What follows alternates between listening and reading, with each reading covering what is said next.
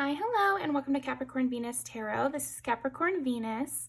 So today we're going to see what makes you entertaining, what makes people want to watch you, what makes people check back up on you, that sort of thing. What makes you entertaining to hang out with. So we've got 4 piles. Pile number 1 with the horror deck. Pile number 2 with the Soul's Journey lesson cards. Pile number 3 with, what is that called again? The Iris Oracle, and pile number 4 with the Pastel Journey Tarot. So go ahead and pick your pile, and I will see you guys in there. Okay.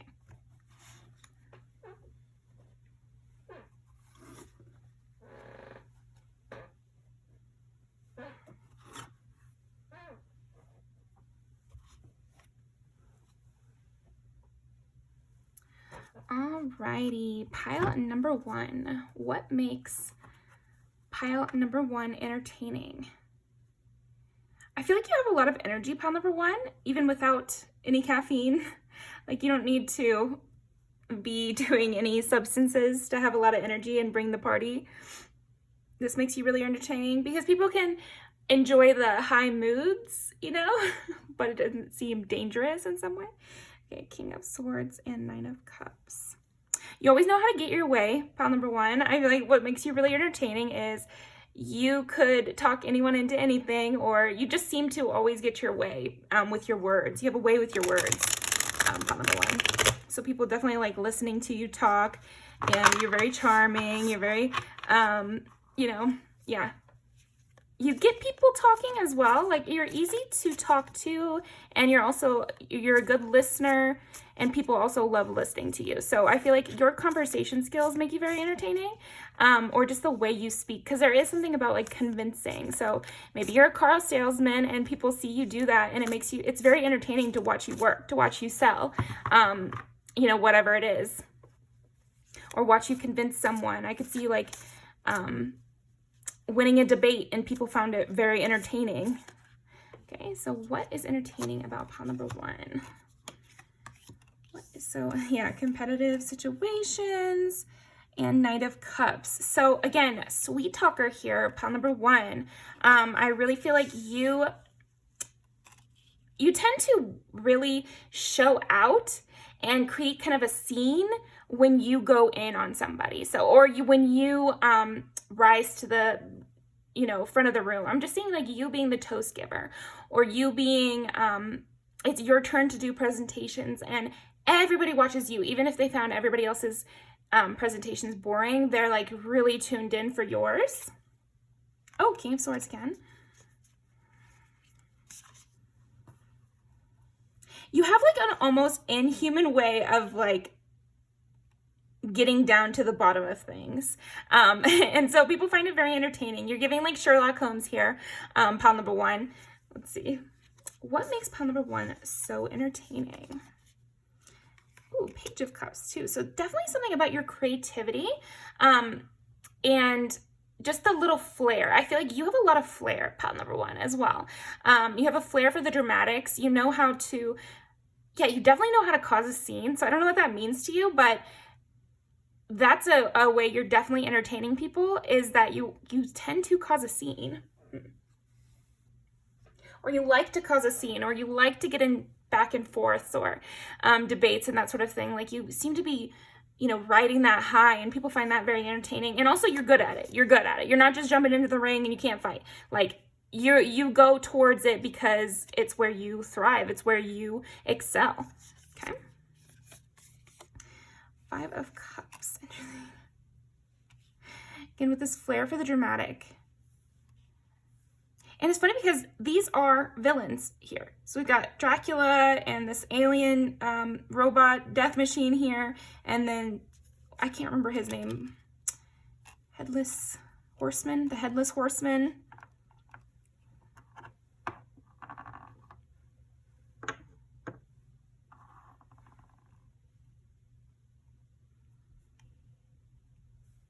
But there's something so light about your energy. So it's like maybe you're that kind of, it's kind of like, not the most recent Joker, but like a Joker type personality where you're kind of extreme and dramatic, and you might even be a little bit caustic or on the dark side at times, pile one.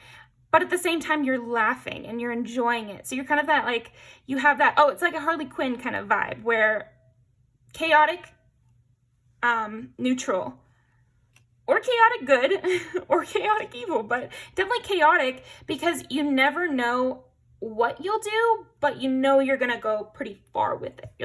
You're gonna be pretty extreme about things. And you're definitely tend to be a winner as well. So it's like when people come up against you, I think what makes you so entertaining is that when people come against you, it's kind of like a joke. It's almost like they're a civilian and you're the headless horseman here, or they're a civilian and you're like some sort of superpowered AI robot over here. So, okay, Justice, that's funny. Ooh, you might be kind of a crusader type pile one, where you're just going on tirades and you're like really, but again, with a smile on your face, you have this like enjoyable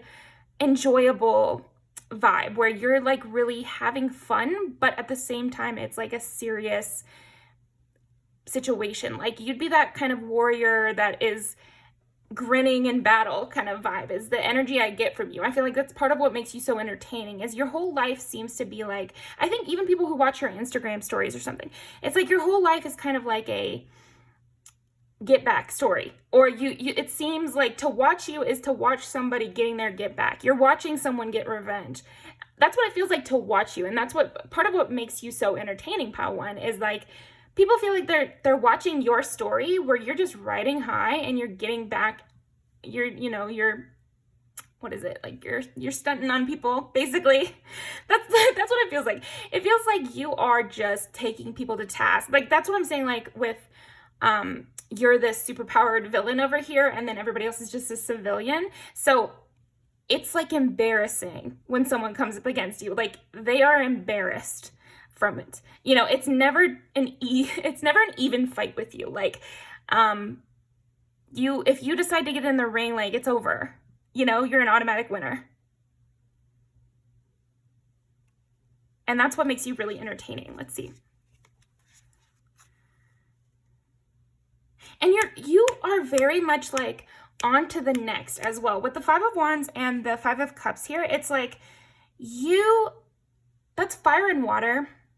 And both fives, which is like change. It's also Leo, which is like dramatic, very symbolic. Everything has meaning, including your competitions, your fights, and your sadnesses and your grievances. Everything has like a backstory. Everything is with a purpose, and you really live like that in a very large and in charge kind of way. Okay.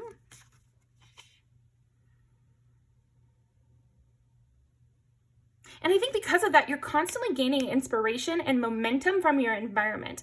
Because every little slight serves as inspiration for you to go harder, you're constantly going harder because we all face those things. So you're like squeezing the potential out of every situation in your life.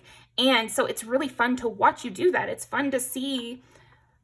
It's almost like people could maybe see you, or these could be people in your life too that know about grievances you have, or know about your history, or know things. And so then when they see you accomplish something, there's that additional story-like factor of knowing that you came from nothing, or knowing that you're getting back at that person, or like you really, even if you're not like doing revenge, because like I said, you seem like in a really happy energy, an enjoyable, fiery, passionate, driven kind of energy. But I'm saying like what makes you entertaining is that from the outside, other people remember those grievances. Even if you're not necessarily doing it for the revenge, it's more like you use it as motivation, but it's not like against that person, if that makes sense. That's what I'm feeling from you. But anyway, but from the outside, they remember the grievances. So when you go back to school and your uncle always said that you were an idiot, like they remember that. And hopefully nobody did that, fuck that uncle. I'll curse them forever. Not really, but I just feel like that from your energy. That's another thing that's so entertaining about you, pile one, is like everything seems in comparison to you, and you seem to have this narrative even on accident. So I feel like there are times when you are getting your get back, or you are using a hurt or a slight to push yourself forward and to do drastic shifts and to make your way in the world, or really, you know, have your argument be extremely sound against whatever this was. But then other times you're not. But because of the way you live your life in such a large, extreme way, everybody puts themselves in your story. That's another thing that makes you very entertaining, Pile 1. It's like people see you and they remember, good or bad, they remember you guys connecting. Because I'm seeing like even old friends that you guys had great friendships with, but maybe it was like in childhood or something. Because you live your life in such a large way, it elevates them as well. And so it makes you even more entertaining to watch, because they feel a part of it. They feel like they've contributed in some way. They were there at a certain moment, or they were, yeah, it's entertaining because just by virtue of how you live, people feel included in your story and people feel tethered to it, almost like they're investors in your project, which is yourself and your come up or something. And they were early investors or something like that. And then obviously also people from your past that didn't end well, they're more entertained by watching you, and they're more interested by watching you, because there's some of them are full on delusional and think that it's all because of them. You know, but again, it makes you very entertaining if they can, you know, form every one of your actions as if it's something to do with them, when it probably and almost definitely is not. But then also other people take it normal, but still they include themselves in your story, to where they're like, are they doing that because we had a falling out? Are they doing that? Are they losing weight? Are they going back to school? Are they switching jobs because of our conflict?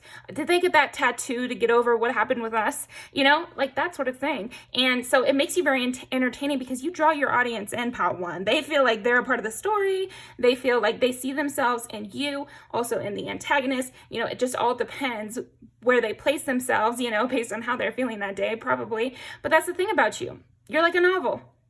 You really have that quality, but you're like an action novel or like a sci-fi novel. There's something about that where it's like the scale is pretty big. The scale is pretty big because it feels, again, like Crusades, or like, in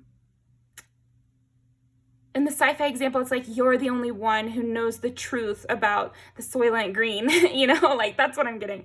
Google Soylent Green if you don't know that reference. But basically, it's that deep to you. And it does feel to you like you're like this hero who knows the truth about the world and is like trying to go about getting that done. And that's why I feel like when you do decide to come up against someone, it's like a blowout victory, because to you it's that serious, and to other people maybe it's not that serious, and maybe the argument itself isn't that serious, but to you it serves as this symbol of everything that you've been plotting on and everything you believe in. And so you always have more energy than everyone else, because you're drawing on a deeper path, you're drawing on a deeper motivation than everyone else is.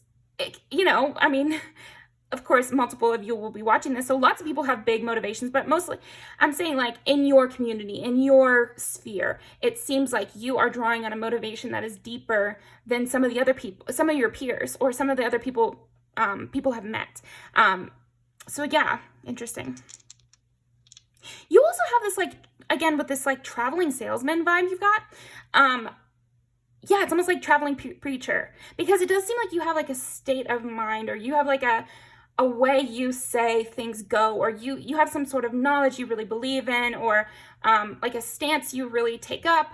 And so you do have this vibe of like a traveling preacher or traveling salesman who's selling someone something, if it's religion, if it's you know, your point of view, or if it's like a product that they buy from you. And I feel like what makes you really entertaining is that salesperson side of you. So don't be afraid that you sound like a salesperson, or that you sound like you're trying to sell someone something, because you are, and they do know that. So it's okay to like go full in, you know, promote your services, because people find it entertaining the way you do it, and they actually want to support you and want to help you and want to buy things from you and support you in that way, monetarily or ideologically.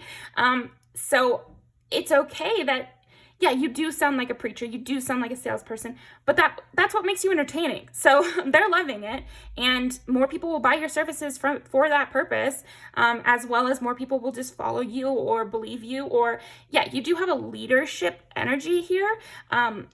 It's remind me of how, like, they say in like Marvel, the villains always have like a really good point and end up maybe taking somebody over to their side, and you do have that vibe, like come to the dark side, we have cookies kind of vibe. But I'm seeing it is for a good cause, but you know as well as I, a lot of good causes are seen as the rebellious outsiders. And the same with like a product. It could be that sometimes you do get backlash, like people questioning your worth, basically questioning your worth. And I think you appropriately dislike that sort of thing. So yeah, just know that most people find it very entertaining, engaging. They want to be a part of it. They want to contribute to you. So give them more avenues. Give people more avenues to give you money. Give more people more avenues to help you out. Provide an opportunity, and I swear people will take you up because they want to be a part of your story. You have that quality, that special quality that keeps people watching you, good or bad. But I think the way you are, you have this quality of like wrangling even the people against you. So if they get in the ring with you, again, even the people against you, if they get in the ring with you, you could probably turn them around. You could probably get them to come over to your side. You could probably convince them or intimidate them, or, like, you can't little girl me, I got figures too kind of vibes here. Bitch, duh is the music video I'm thinking of. But yeah, I'm going to link that down below, but let's see some more stuff. So what makes pile number 1 entertaining? Of course we get Leo. There are a lot of 5s in this one. 1 is Aries, and 11 is Aquarius. So Leo and Aquarius are sister signs, which also means they're supposed to be like two sides of the same coin, or opposites in some way, So I feel like you do have this way of being really down in the earth and practical, and I'm putting my nose to the grindstone. I'm like a train, going down the road, bulldozer kind of vibe. You have this like bulldozer kind of vibe at times, but then at other times you seem above it all. Like you're not even worried about people down here on the ground. You're not even worried about the little minutia. You're a big picture thinker. And then thirdly, you have the drive to complete either one of those kind of goals. So it's really amazing also how you're able to have those two sides to you, where you're a bulldozer, you're down on the ground, you're very dogmatic and serious, and, this is right, this is wrong, this is what we're supposed to do, get out now before it's too late. Like, you definitely put a sense of urgency into people, and then the other side of you is not urgent at all, this Aquarius side where it's like, there's plenty of time to do everything you need to do. It's more important to know, big picture concepts. So it's funny because you seem to hold those both. Where that's big picture concepts and everything is right now, go, go, go. So that's kind of funny. It's entertaining to see when each of those sides will come out of you. Yeah, people are not as, okay, this is interesting. People find you entertaining because they don't feel that they could plan like you. They don't think that given all the information you've got, they would have accomplished what you've accomplished. So they find it entertaining to watch you just to see how the plan's going to play out. How is this all going to play out? People often find themselves wondering that about you. Maybe that's why they click on your Instagram. Maybe that's why they, watch your YouTube channel, or maybe that's why they decide to hit you back up after a couple years. I just want to know how it played out. I remember our conversations. Pile 1 was so intense about stuff, and they really seemed to mean it. And I just get the sense, people get the sense that more has happened since they last saw you. They seem to know that for sure. And they think also people, yeah, it's funny because we do have this villain energy, but I'm sensing that another reason people find you so entertaining is that they do believe in your moral compass. They truly believe that you are doing what you think is right. So that's different than other kind of villains, right? Like where maybe they're on a revenge kick, or they're like, they have negative motivations in some way. something like that, greediness or whatever. No, people, if anybody has a problem with you, it's not because they think you are a bad person at all. So because people really almost see you as like a goody two-shoes. Again, seems contradictory, but it's just how it's playing out. I do feel like you will know what I'm talking about. It's like people at the same time they're calling you a villain, they're saying you're too perfect, you're a goody two-shoes. So which is it? You know, like what? I don't understand. You know, and you might feel that way, but they're entertained by it. You know what, Pile One? They don't know what they're talking about either. They're confused by you. So how can you imagine that they are going to understand all the sides of you when you're still figuring it out too? So people find it entertaining that, you know, they can have their theories, but they need to see for themselves. You know, you have that quality where people want to see for themselves, for sure. They just want to see for themselves. They would follow you in a dangerous situation because, again, this is the second time I've been drawn to this little girl over here, Evie from Wall-E. That movie is great. But when Wall-E travels with her, he doesn't know what he's going to find.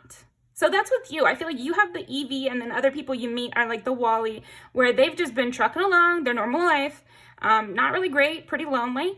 And then they see you, very different, maybe a little harsh, maybe a little intense, maybe sit there with a mission that they don't understand. That's exactly what happens in the movie, so it's just funny. And then you also have a sense of danger because you seem more advanced than them. Like I said, you know, you're the villain and they're the civilians. Like you seem more advanced than other people.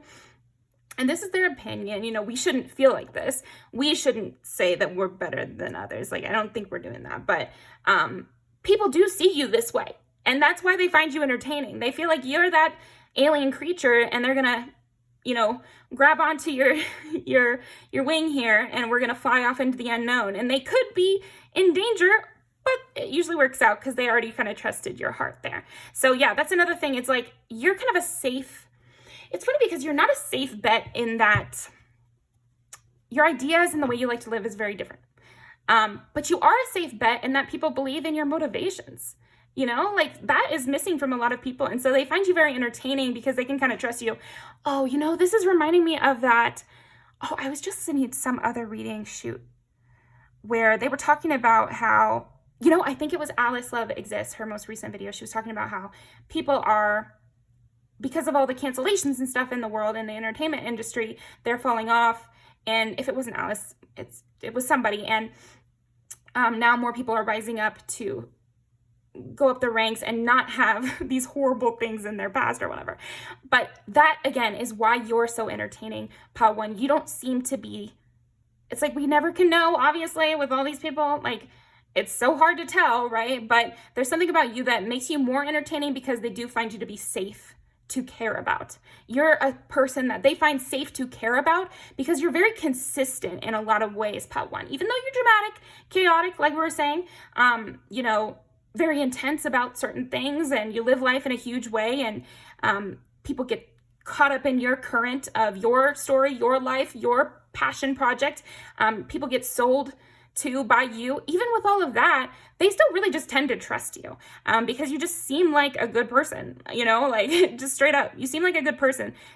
Which is why sometimes they're so confused by your beliefs, because sometimes people see your beliefs and they're like, no, I don't like that. But then they meet you and they're like, okay, well, I'm confused because I really like this person. I feel like they're trustworthy, but then they have these beliefs that I really usually would hate. So it throws people off in a way. So it's interesting. But yeah, they do believe, yeah, I'm telling you, you sell a lot of people on what you're selling, Pile One. Whatever it is, whatever your hot topic is, or whatever your services you have, or, you know, if you're an acupuncturist, like, people are sold, you know, hook, line, and sinker, and it's for a good reason. Also, highly recommend acupuncture. That is something that, you know, people have been doing for thousands of years. It's great practice, and I anecdotally feel like it really works. But anyway, I do feel like you are that kind of person who changes people's minds, but it's almost more than that because you kind of, again, people find that they project a lot more onto you. And some of them are mature and they're like, wow, I'm really projecting onto this person. And then some are not, and they're like, wow, they did it. They cut their hair just to be better looking than me this year. You know, like stupid stuff like that. But I think you get a lot of that. You get a lot of that sort of thing where people are like tossing themselves into your ring, tossing themselves into your plot line, and just sure of them. Some of them are very sure of themselves that they are a part of it. And in a way they are, because they give you their energy when they think about you that much, or they give you their energy because they're kind of like supporting you. It's like a hater view is still a view kind of thing. But I don't think it's all haters. It's just, you get more bitterness than anything else, it seems like. And again, this is very entertaining, and people's bitterness actually makes them more entertained by you because they add a bunch of meaning to your every action. So that's another thing that's very entertaining about you, Pile 1, is people add so many meanings to every single one of your actions because some of your actions are really dramatic and maybe they know that you have a big reason behind them. And so every little thing, then they also put a big reason behind those things too. Something that's interesting to me is like, you know, sometimes we can feel like people are subtweeting us or stalking us or like copying us and things like that. But you know what? Coincidences really do happen in this world, but it's not a coincidence. I kind of think, I see them as signs. But then if you're seeing a sign and you don't believe in signs, you're going to think, well, they must have looked at my page and known exactly what I said, or they must be, I don't know. Yeah, it's like people project that sort of thing. They almost feel like, throat chakra blockage here. 1 second.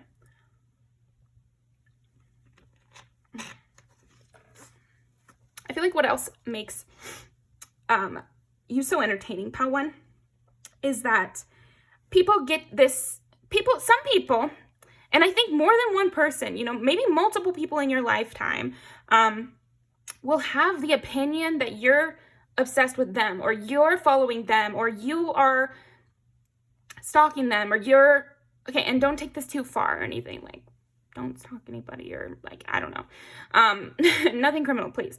I'm just saying, like, some people will believe you're doing that when you aren't, just because of how large you live and how sometimes you will coincidentally do things that seem in direct response to something that they're doing in their life. But really, that's collective energy, and that's why collective energy channels work on YouTube, and you know, that's collective energy. So it doesn't always have to be that people are copying you or stalking you or know your every move. It's just sometimes everybody, you know, tends to do things in a similar way, and who knows the reason? Who knows the reason? You know, like we have lots of theories about it, and I'm sure we could talk about that, but nobody really knows. And so it's good to maintain a balance, and people tend not to maintain the balance with you. And I think it's part of what makes you so entertaining, because even the most logical type of person, they get into your energy field and they start to go a little like haywire, because you have such a strong, like, the energetic weight of your plot line is so heavy. Like, your plot line is so heavy that it draws people in. Oh my gosh, it's reminding me of, I was just at the Science Museum with my boyfriend and his brother. And there was this installation where there's a grid projected on the floor. And when you step on the grid, the lines shift towards where you are, almost like you're on a trampoline and it's dipping down. And then planets that are on the grid change their orbit. So that's what makes you entertaining, Pile 1, is that your plot line, your presence changes other people's orbits. And so they might find you to be a very important person in their story, where maybe they aren't as important in your story. And it's not a negative, it's just because your story is more about the theme and more about the lessons, and theirs are their individual stories. So they're being affected by your lesson. Yeah, and hopefully they don't get offended that you're not as affected by them. So, but yeah, either way, they are getting more entertained by that fact. They feel like, I think some of them are reasonable, and they're like, okay, wow, I just feel like very intensely about this. Maybe it's something in the way they live instead of it being about you. I think that's another thing that's really entertaining about you, Pile 1, is that people start to change their perspective, but it's also like they start to view you as a symbol rather than a person. And so this is why you're so entertaining, is because to people, you are a symbol of what you represent, of what you care about, of what your kind of philosophy is on the world. And so you take on legend status. So that is what I've got for you, Pile 1. Thank you very much. That was super fun. Thank you for being on my channel. I'd love to get caught up in your orbit. But yeah, let's pull some music videos. Yes, people focus on you, right? Oh, this is a great one for you. Yeah, it's like you're just doing what you want, but people put so much meaning onto it. And for you, there is a lot of meaning. So it's true, this feeling that they're getting, that there's a ton of meaning in the things that you do, that is true. But maybe they don't understand the meaning. The meaning might just be that you feel called to it and that you feel drawn to it. And it makes sense with everything else you've thought of. You're a very deep motherfucker here. Okay, yeah. Again, with this idea that it's kind of like this unequal power scale in a way. And over time, things tend to even out the longer you know someone. But yeah, I do think you being dropped on a scene, Pile 1, it is stronger than other people being dropped on a scene. That's okay. You know, you have a stronger first impact, and then maybe you're supposed to do lots of first impacts, you know, and other people can have a strong impact later on, you know, after years. But yeah, I think with you, it's like when you're dropped in someone's lap, dropped in someone's workplace, dropped in someone's life in some way, it does feel like they won the lottery. So the power imbalance is pretty stark. I think you handle it well, but they do feel it. It's just something to know. Okay. Eat me. And again, it makes you very entertaining, but it might it definitely does incur a lot of strong feelings. Positive, negative, crazed, confused, but strong nonetheless. This like stalking.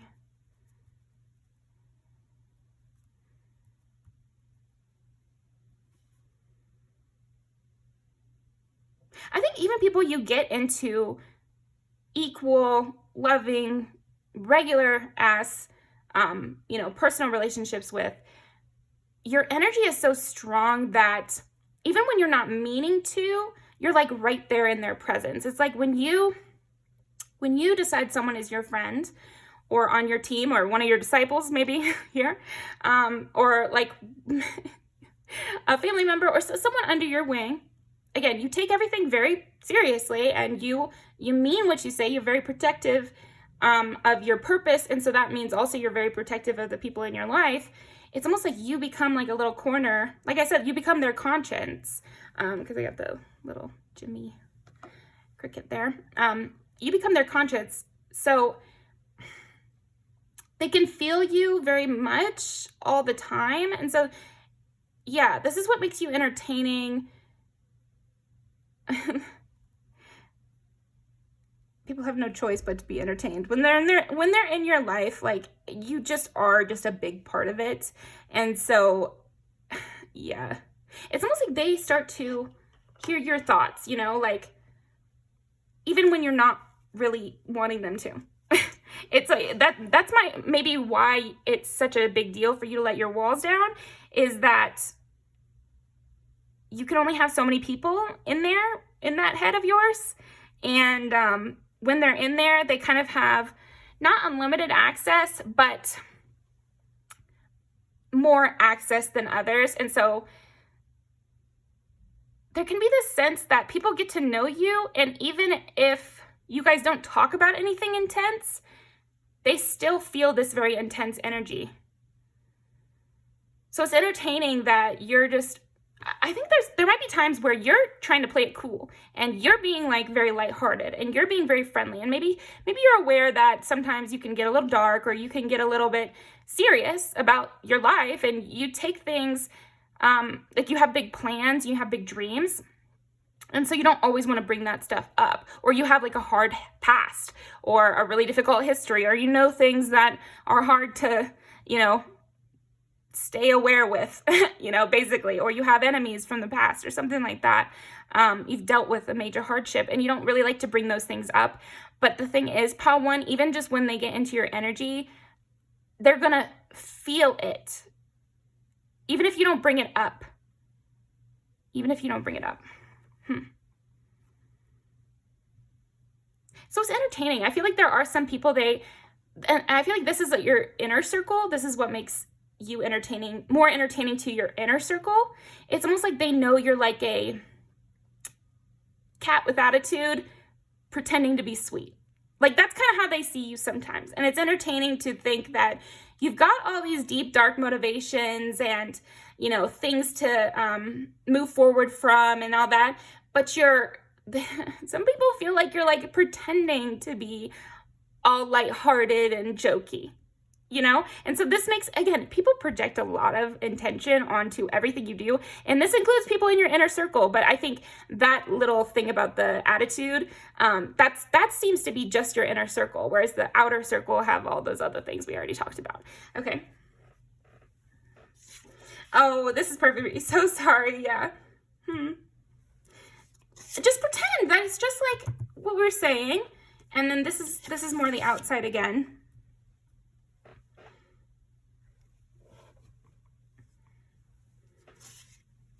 Yeah.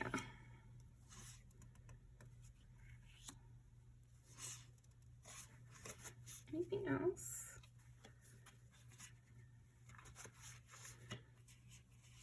Yeah, a lot of people want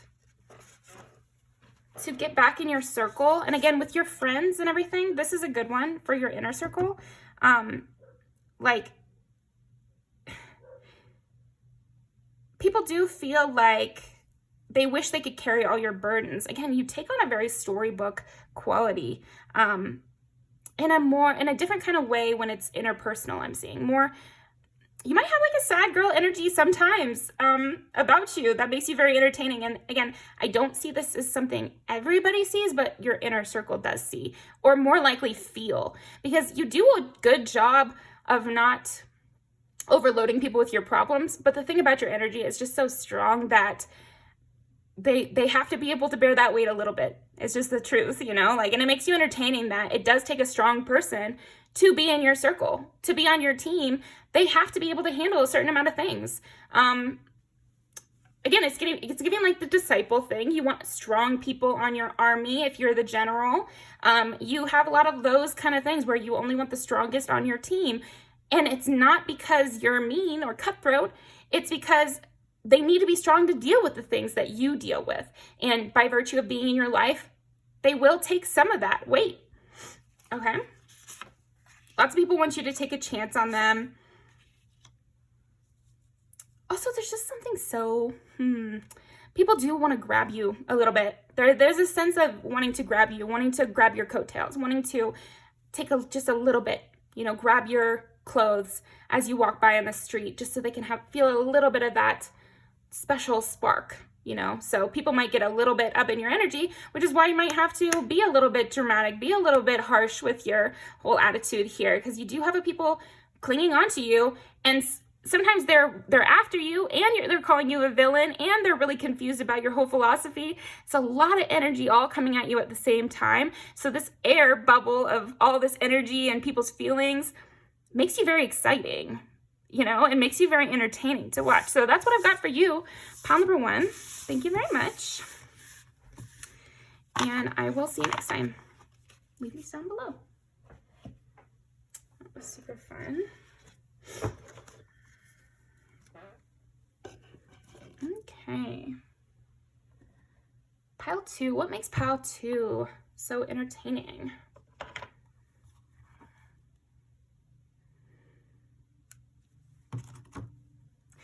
Pile 2, I feel like you have this like very serene, thick skin. You have like a strong barrier. And so this makes you very entertaining to strong people. I think you are most entertaining to the strong in your environment, to the people in power in your environment, to the higher ups, to the people with the most potential. It's people in a high bar, high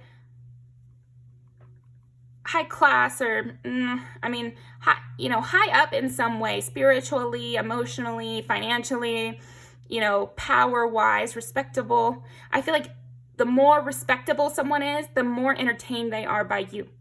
It's like you have that quality of, you're the person that entertains the one that entertains everybody. Like hand of the king vibes, I think, is why people are so entertained by you. Specifically, you know, high-powered people are entertained by you because you have that vibe of perfect counterpart or perfect, hand of the king is kind of what I'm getting. Let me see. Blame. I accept responsibility for my well-being. Yeah. You're so compartmentalized is not the word I want to use. You're so encapsulated. You have so much insulation around you energetically. There's so much insulation. So it might be that you don't open up very easily at all. And so people find this entertaining because they like to pull little bits of information from you, or it becomes fun. It becomes like a game kind of, or it becomes like a mystery. You're like a mystery pile too that people love to unravel. There's definitely that quality to you where you're the puzzle that never gets old, you know, because it's never completed. And you really don't need help with anything. So there's no open door. Definitely no open door is part of what makes you so entertaining is that, and again, I think this is why it makes you so entertaining to powerful people, because I think powerful people with money, people who are super charming, people who, are super good looking or just have a lot going for them and a high powered career, also famous, that sort of thing. Or just like respected in their community, that sort of thing. They are used to being able to help anybody they meet. So what that means is like, every time you meet someone, when you get to a certain level of, knowledge of the world or power or whatever, respectability, you can kind of quickly see what they might need from you. And if you're a good person, you help that person in whatever small way that you're able to and whatever your capacity says. And if you're a bad person, you can also misuse the needs you're seeing from others. And so both of those type of people are really intrigued by you because when they meet you, there's no clear, this person needs this. This person could use my help here. This person's fatal flaw is this. When they meet you, it's just blank. It's just cloudy. It's fog over you. There's a fog over you. People cannot easily read you. And yeah, this is interesting.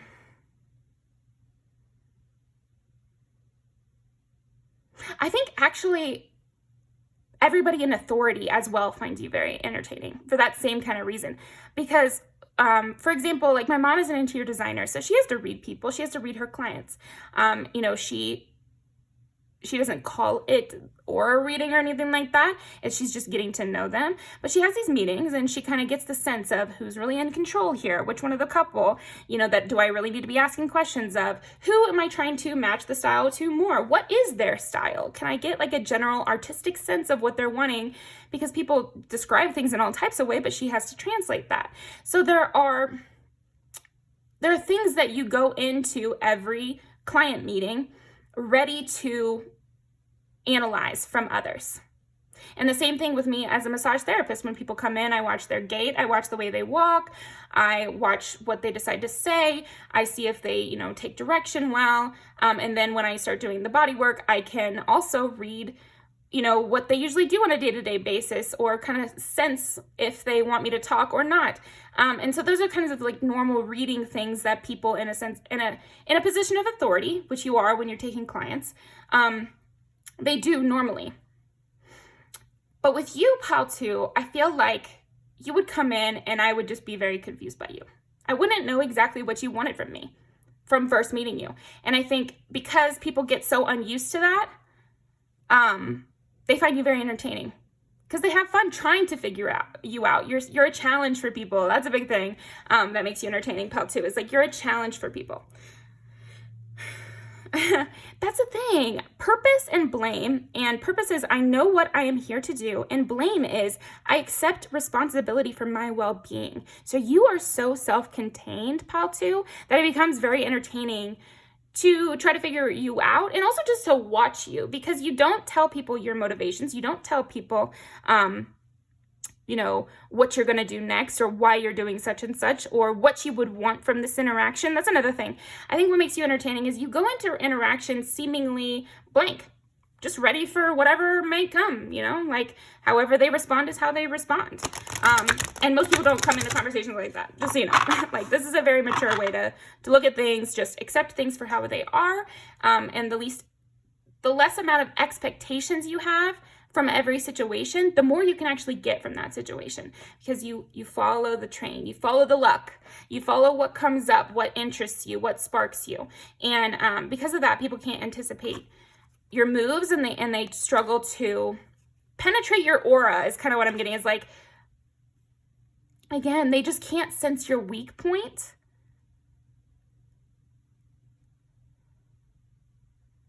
And there is a sense of, this probably does happen to you a lot with people in authority, or even negative people.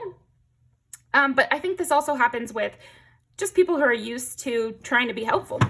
Yeah, because I feel like you could throw off or entertain your teachers, or people who are hired to help you, your therapist, your hairstylist. They don't know what you want from them. And so it's kind of entertaining, because you kind of just seem open. They're kind of, they question what you're getting from the situation. They can't tell.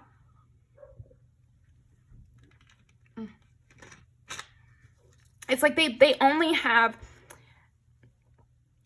access to your actions. So if you keep coming back to the same hairstylist, they could assume that you like them, you like the work they've done. But there's something about not knowing for sure, because you just you don't give the same kind of emotional outpouring that some people do. But emotional outpourings like that often occur in a sensitive situation, or at a pivotal, tough moment. But overall, I think we should all, you know, try to be like you, Pal 2, and have a little bit more of a, you know, safe, positive, neutral, emotionally secure response to things. And, you know, people are not really used to that, so they find you very entertaining, because it's like, because there's something more about why it's entertaining specifically. Of course, people are noticing this about you, but why is it entertaining? What is entertaining about it? What is entertaining about what we're talking about? Like, why entertaining? 5 of Swords. Yeah, okay, well, they can't just win or like dominate you, I guess, is like a big reason. Is like, they can't, yeah. It's entertaining because you become a challenge. You become a challenge. People's minds start worrying. They work harder with you than they do other people, including like people that you love, even like your hairstylist, your partner. They work harder for you than they do for others, because they don't know what's going to please you. So then they try to go above and beyond to please you, basically. Justice. Yeah, they feel this sense of you dominating them. So it's entertaining that these people who normally immediately dominate everyone in the room, just with their big energy, or just with their stoic nature, or just with blank, blank, blank, whatever personality that they have, they're used to coming into rooms and they can tell they're the energetic top. But when they come into the room with you, you dominate them. You automatically outrank them just through your demeanor somehow. And I think a huge part of it is this, like, you know, fog around you where they can't quite tell what level you're on. So people do pick up on this. It's reminding me of that series I've talked about before on my channel. It's called Cradle, and the first book is Untold. But anyway, there's this character who shields his level. So in this universe, everybody you meet has an energetic level that you can kind of read off of them right away. And if they're super powerful, you have no choice but to follow what they say and stuff like that. But there's this one character who is really powerful, but he shields his power level to be lower than it is in order to exist in more environments. And I feel like you have that quality, Pal, too, of you can kind of shift this feeling of power depending on maybe your mood, but also maybe what you require from the situation, but again, your motives are only known to you. And it was the same in the book. Nobody knew the motive. They also didn't know he was shielding. So that might be something with you, is like, it's entertaining because at times you may slip and show your true power and show your true colors in a way, where you might let little bits of your motivation slip, or little bits of your thoughts on things slip when you normally don't, about issues you normally don't. And people find this really entertaining. They kind of eat that stuff up from you. And it's also shocking. I think another thing that is entertaining about you, Pile 2, is you often, like, it seems like maybe all the time, you tend to shock people because they underestimate you. But I almost feel like maybe you're doing that on purpose. Or for a lot of you, I feel like you're doing this on purpose. And maybe the slipping up and showing your true power was the accident, instead of it being the other way around. Okay. You didn't really want them to know what you're truly capable of, basically. Okay. The Hermit, yeah, you walk alone, and that's a big thing. I feel like that's something we tapped into right away, is that you don't need anybody else's opinion. You take all the responsibility for your own actions, and that's that. Nobody else is responsible for your actions, and so nobody else has an input on your actions either. And so this is very entertaining, because you have a pure vision as well. I think that's another thing with the Hermit. They say, like, he's the guiding light for everyone else. He has the lantern. He's moving forward. He's the first. Oh, that's interesting. Yeah. So the Hermit and the Fool have that in common, of being the first, going without anybody else to give you insight. You know, you're just going and you're going forward. With the Fool, you're trusting the universe. And with the Hermit, you're trusting your own insight. So I feel like you have your own insight, which you are trusting to move forward. And it really is not about anyone else. And people can sense this. People sense that you stand alone in your ideology, in your perception of things, in your knowledge of your worth. Like, you stand alone, and you don't really need anybody's validation or criticism or input. And they find this very entertaining, because most people do. Most people are constantly looking for validation. We've all been there too. But this is something good. This is part of what makes you entertaining, so embrace it more. That's what I would say. That's why I love these readings. It's like, you can see what you're already working with and expand on it, or decrease it if you didn't like it. So there you go. Page of Cups. Yeah, again, it's also very shocking when you decide to reach out your hand, because they're kind of watching your every move. Yeah. People tend to watch you secretly. So they are, like in pile 1, everybody's pretty openly watching them. And I think pile 1, if you watch both piles, like, you can tell when people are watching you. I think with this pile, if you watched both, if you didn't ignore this part, but if you watched both, I think this is like a subset of the important kind of people, or powerful types people, what they find additionally entertaining about you. And I think they might be more able to hide the fact that they're watching you, or entertained by you, or eagerly awaiting what you'll do next. So that might be, it might surprise you even who's watching you, who's checking for you and checking your page, or, they might be better at keeping it hidden than others. So, that, I think you attract a smarter clientele, or you attract a smarter type of individual towards you with this part of you, this shielding part of you, because they respect it. I feel like a big part of it is that they respect it. And again, it's a challenge for some.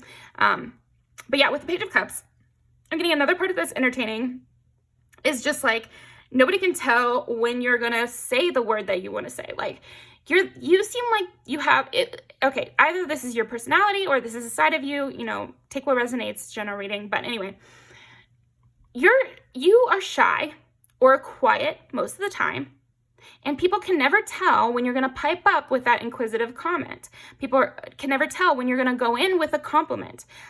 Your compliments, they just totally blow people's minds. Pile 2, your compliments really blow people's minds. They don't expect it. It means more to them than they expected. Holds a lot of weight because you don't really say much.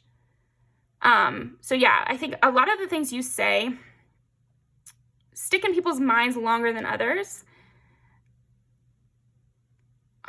Because you don't really, I don't know, it's almost like you share a lot in those little bits of things that you let slip. Like I was saying, sometimes you let slip your motivation. Sometimes you let slip your real feelings about a person, a situation, a political issue or whatever. You're letting it slip almost, but it's so impactful, the little words that you do say.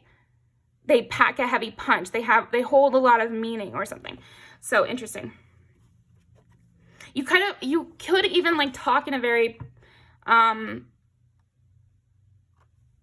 of either poetic or musical or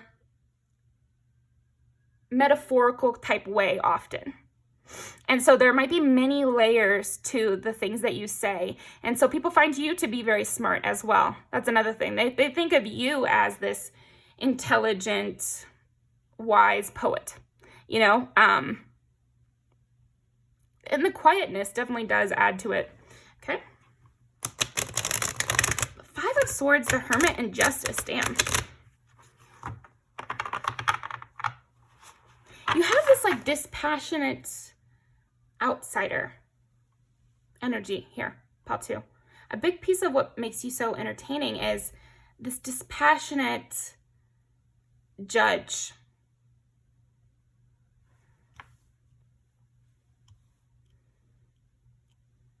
Weighing the scales from above, shedding your light from above. Helping people along the path in a very mysterious way. It's almost like you have this vibe of this guy, the hermit, with his lantern, and you're walking down the path in the middle of the forest and you're telling people behind you, come with me. But you go a little too fast to where they almost lose you many times. And that's what makes you so exciting and entertaining. Pile 2, they have to keep their eyes on you or they'll lose you. They have to hold on to these little things you say, or they'll miss the plot. They won't understand. They have to be really paying attention in order to understand you.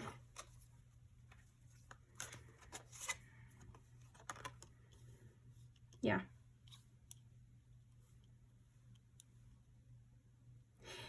Something that makes you really entertaining, pile 2, is there is a reward for paying close attention. It's something that they say in, here's one thing. I feel like you leave a lot of Easter eggs in your content or in your, you're really good at personal jokes. I think also just in the way you talk and the way you exist in the world, you're always dropping little Easter eggs about your personality maybe, or it's like that day you forgot to put your contacts in and you come in with glasses that have a nickname on the side, and people notice those little tiny details about you because you give so little, and so if they pay a lot of attention over a long period of time, they get something from that. So it's really entertaining because all the breadcrumbs lead to the pot of gold at the end of the tunnel. It's like you have that quality of they've got to follow the rainbow a long time to get to the pot of gold. But there is something deeper. There is something magical. There is something really, really there if they take the time out to learn about you. Okay.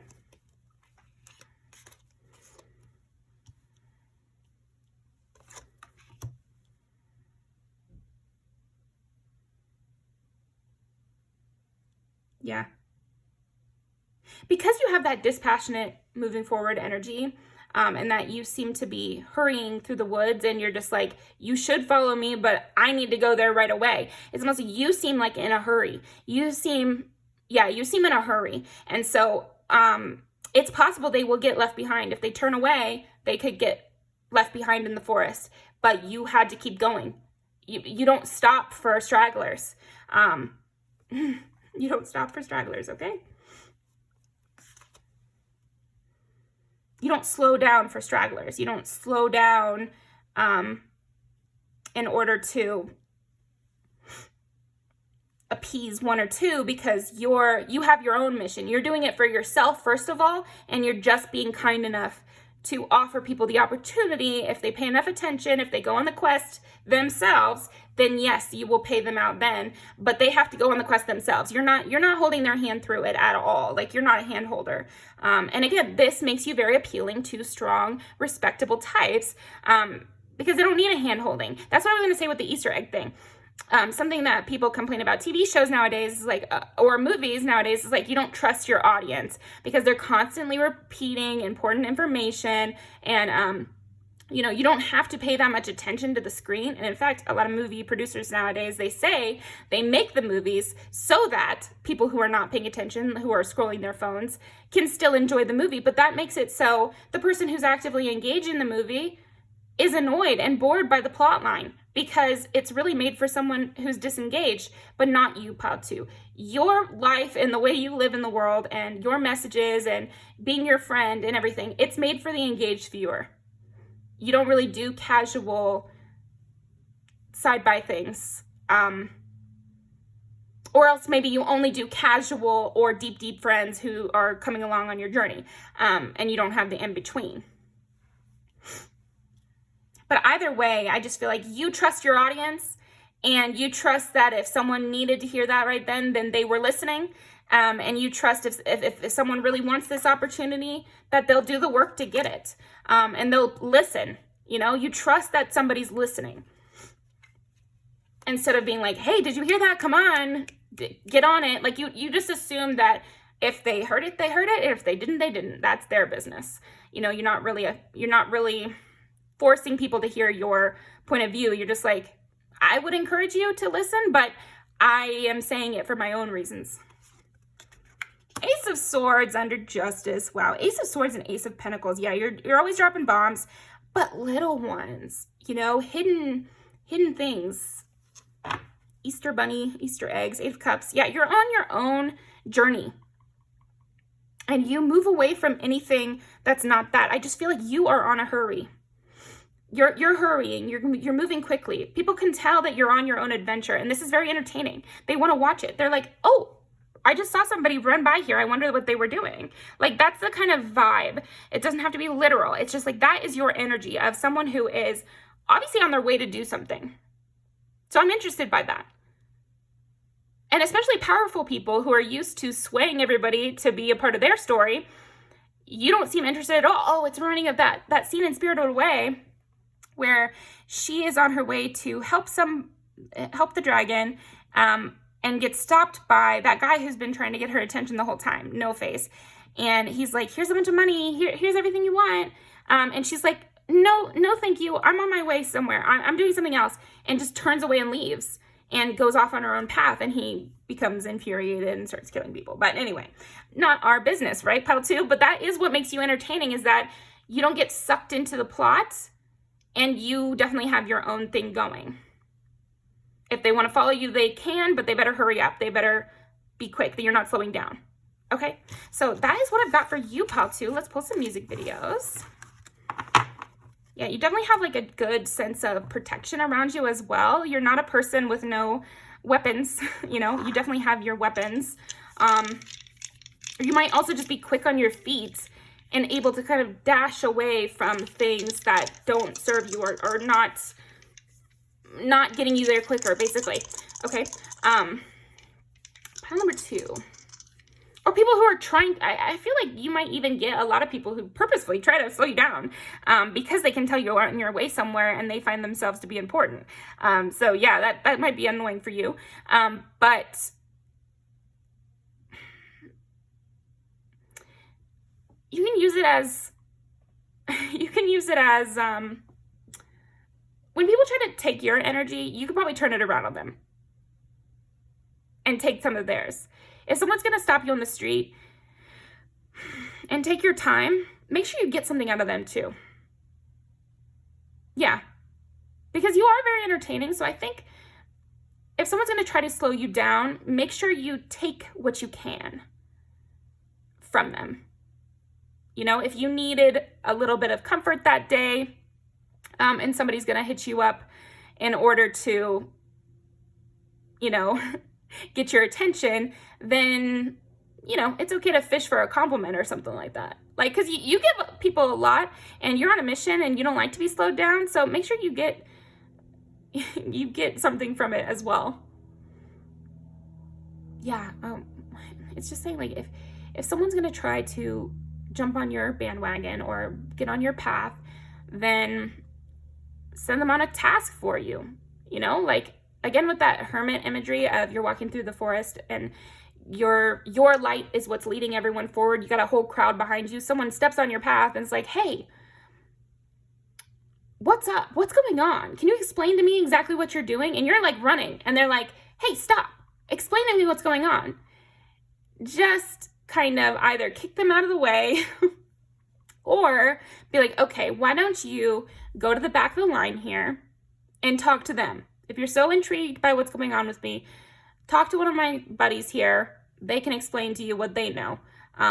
Get some outside information before you come to me. I'm the high one up here. So, you know, make sure you do all your research down here. You can't skip the line. Do all the base work and then come back to me. You know, I don't know. So that was a message for somebody. I don't know what that was about, but pile 2. What makes pile 2 so entertaining? 2 is Taurus. Yeah, I could feel that. Capricorn and Pisces. And so this is dreams and taboo, and you do feel like aloof, very aloof, pile 2. And you seem to be tapped into something else, thinking about other things that, yeah, you have no time for the trivial. And same here, it's like you have also a larger than life reputation. Your car might be entertaining as well. How you like to get from place to place might be entertaining. Again, you might be a quick walker, a slow walker, have interesting shoes or car or something like that. I think it'll be something you know about. Maybe you really take a lot of time and invest in your shoes or your car or something like that. So it's funny because 2 is like the practical world, your physical things, your luxuries, how much money you have. And number 12 is taboo, dreams, the unknown, the unexpressed. So interesting. And then Taurus and Pisces are like, they do have a beauty to them as well. So I definitely think you have a beauty to you, a sensuality, a speediness, like cloth trailing behind you as you run down the road, you know? I think maybe you also invest in really nice pieces and you're like a re-wearer of outfits. And so people are also entertained by what you decide to wear, you know, what your prized possessions are, that sort of thing. And 10 is Capricorn.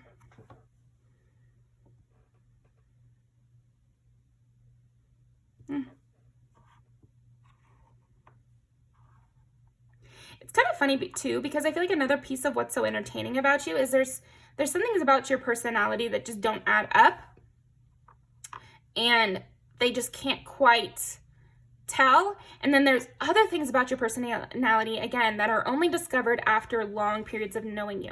Like 3 to 4 years after they get to know you, things start to click. And then suddenly they understand those actions that they didn't understand in the past. And that's why the people who are trying to stop you on your path and make you explain yourself should just sit back and watch and pay attention. And then they could come to the conclusions they're trying to get from you if they just did a little extra work. So people who come directly to you and force you to explain yourself, they're just lazy. They don't want to do the work of just trying to figure out, because you left all the breadcrumbs you needed.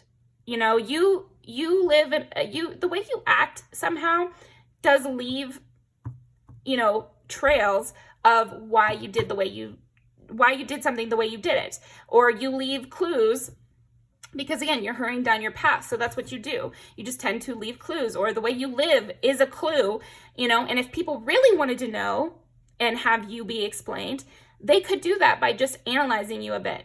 So don't let anyone like slow you down to get that analyzation, because they could figure it out if they tried. Okay. What is so entertaining? But that's also what makes you entertaining. Pile 2, a mystery novel with no solution wouldn't be that fun, wouldn't be entertaining. Nobody would want to read that after everyone figured out there was no solution. So there's something about you where there is something to figure out.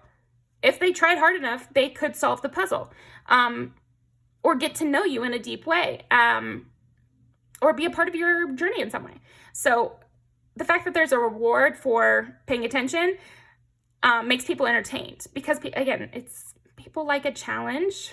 People like a challenge, especially the smart and the underwhelmed by life. So you might get a lot of intellectuals who are underwhelmed by life, or kind of underselling themselves, not living up to their full potential, because those bored types, they're gonna tap into the fact that you have something interesting happening, and so they won't be so bored in that moment, but that might make them try to get in your way. So, just something to know, that you're entertaining to an intellectual crowd who are trying to figure you out. You probably already know that though. But dare, take a risk and fly. So yeah, change as with falling leaves, embrace change. Yeah, you really embrace change, because like I said, you're always moving forward. And people find you daring, even though you're pretty direct. I think it's daring the way you don't get swept away by things. Okay, it's reminding of that Reliant K song that's like, we should get jerseys because we make a great team, but yours would look better than mine because you're out of my league. You should have sat next to me, you ornery brother hell, or something like that. There's something about that where you can be kind of ornery. You can be kind of like, you cannot fall for the player. You cannot do what somebody wants you to do, or you cannot apologize when you're late to work and you can tell your boss wants you to cry, or like really apologize, or you can tell a friend wants you to say something you don't mean, like you don't cave to the pressure. So that's a big reason too. Okay. Anything else? Beginnings. Don't be afraid to start small. Yeah, a lot about journeys and how you're constantly on the move. Also, with that Spirit Away example, you're just not afraid of standing up to people who are bigger than you. You really give David and Goliath here, where you're David, Pile 2, and you seem just as confident as he was in that story, where he knew the whole time. Like, people around you might be scared. Even your enemy, who is way bigger than you, might be like, why are you doing this? I don't want to hurt you. But then you end up winning. So this is very entertaining, that, the most toxic poison comes in the smallest form kind of vibe from you. People might not expect that you would stand up to authority like that. You might come across as somebody shy or withdrawn at first, but maybe you were just biting your tongue or biding your time until, you needed to climb up the ranks. Oh, this is kind of like that movie I just watched last night, Monkey Man with Dev Patel. So freaking good. Amazing movie. Great journey overall that he goes through.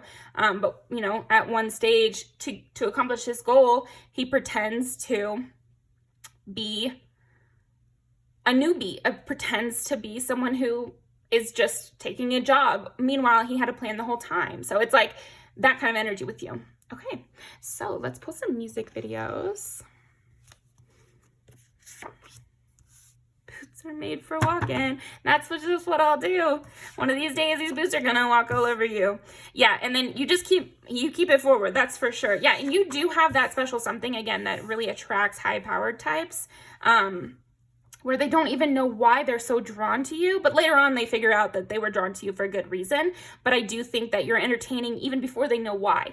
Like Drew Barrymore, it's just people are just drawn to her.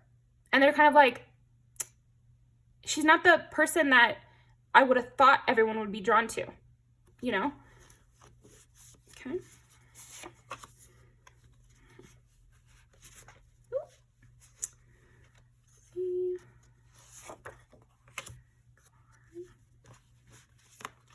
What else makes pile number 2 entertaining?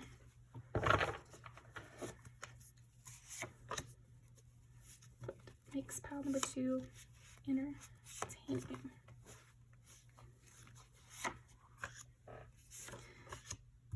you might just pop out and really surprise people.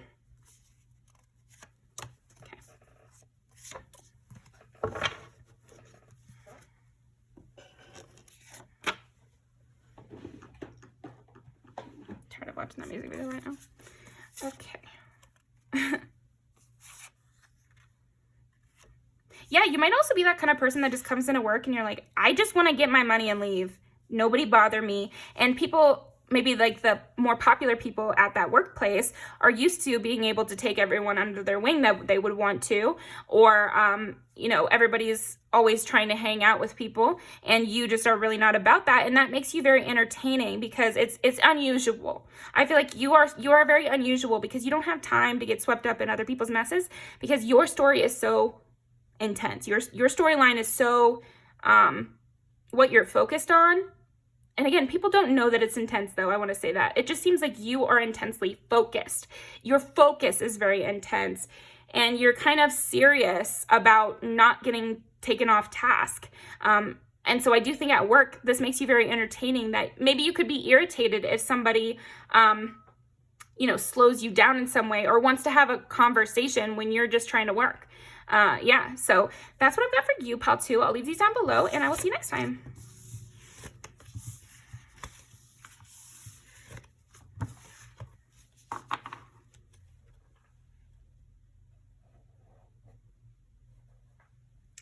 Okay, pile number 3. What makes pile number 3 entertaining? Pile number 3, you got a lot of haters here. I'm gonna have a why are your haters mad video on Monday, so I'll try not to tap into that too much here. But I do feel like part of what makes you so entertaining is that even if you're just trying to live your life, a lot of people have a lot of something to say about what you're doing. Yeah, it's everybody's business, basically. Like, you're famous in a small town. I'm gonna put those two songs, Everybody's Business by Kalani and Famous in a Small Town by Miranda Lambert, because that's what I'm getting with you, pile 3. I feel like you're the hot topic on everybody's tongues. A lot of songs popping up right away. People are all up in your fucking business, pile 3. Wow. And it's funny. Like, so it might not be so funny to you, but this is what makes you entertaining, pile 3. And it is funny to people. Like, it's funny. Why is that person so bent out of shape about pile 3? Wow, he's so in his feelings for pile 3. That's another song by Ruby Rose. He's in his feelings by Ruby Rose. So, okay. Note to self. But anyway, everybody just gets really caught up by your comings and goings. Like, oof, it's a lot to deal with there, pile 3. Not really the kind of attention you might want, right? People just want to say. They want to say in your life. They want to say in your plans. They want to decide what you're going to do next. They really think they've got a good thing for you. Another Kalani song. They've got something for you. They have a plan that could turn everything around, and they feel pretty strongly about telling you.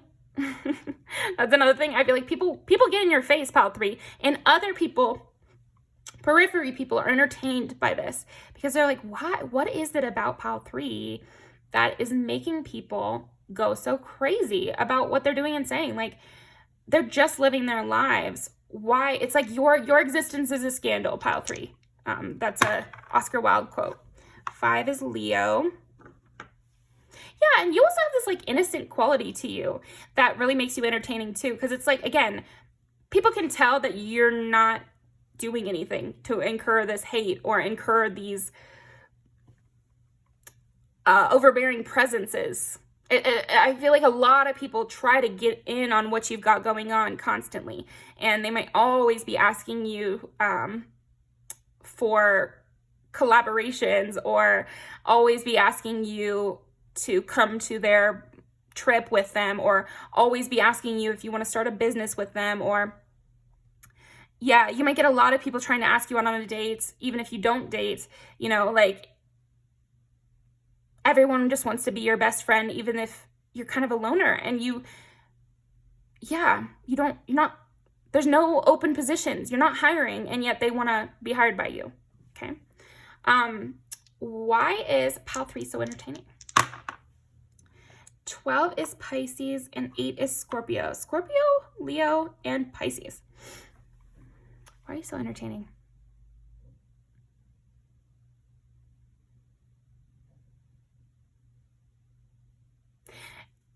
Okay, here's one part of it. One part of it is just that people want in your pants, basically. Like, I do feel like it's entertaining that everybody wants a piece of you, you know, like in the sexual sense. Like, people want to date you and they feel very possessive over you for no freaking reason. Like, you barely give them a side glance and suddenly they're like planning you guys' future.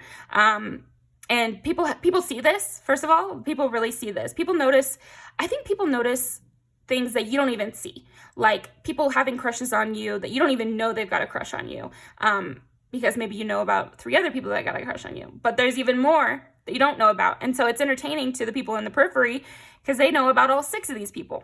And so it's like, why are these people, like, pile 3 hasn't even done anything to, like, it's not like pile 3 is dressing provocatively, and they shouldn't be thinking things like this. But I'm just saying, like, it makes you entertaining that, what is this je ne sais quoi you've got, pile 3, that makes everybody want to sleep with you or date you or be near you or be in your circle or be in your business or come to your house and see what you got going on? Like, you have fans, basically. Like, people become fans in your energy, and that might be hard to deal with sometimes, pile 3, for you, because maybe you wanted them as a friend, but then they kind of just turn into a fan, and they can't hang out in your energy because it makes them insecure, basically. Because, like, maybe the person they had a crush on has a crush on you, you know, and so then you lose friends that way. Like, I could see that for you, pile 3.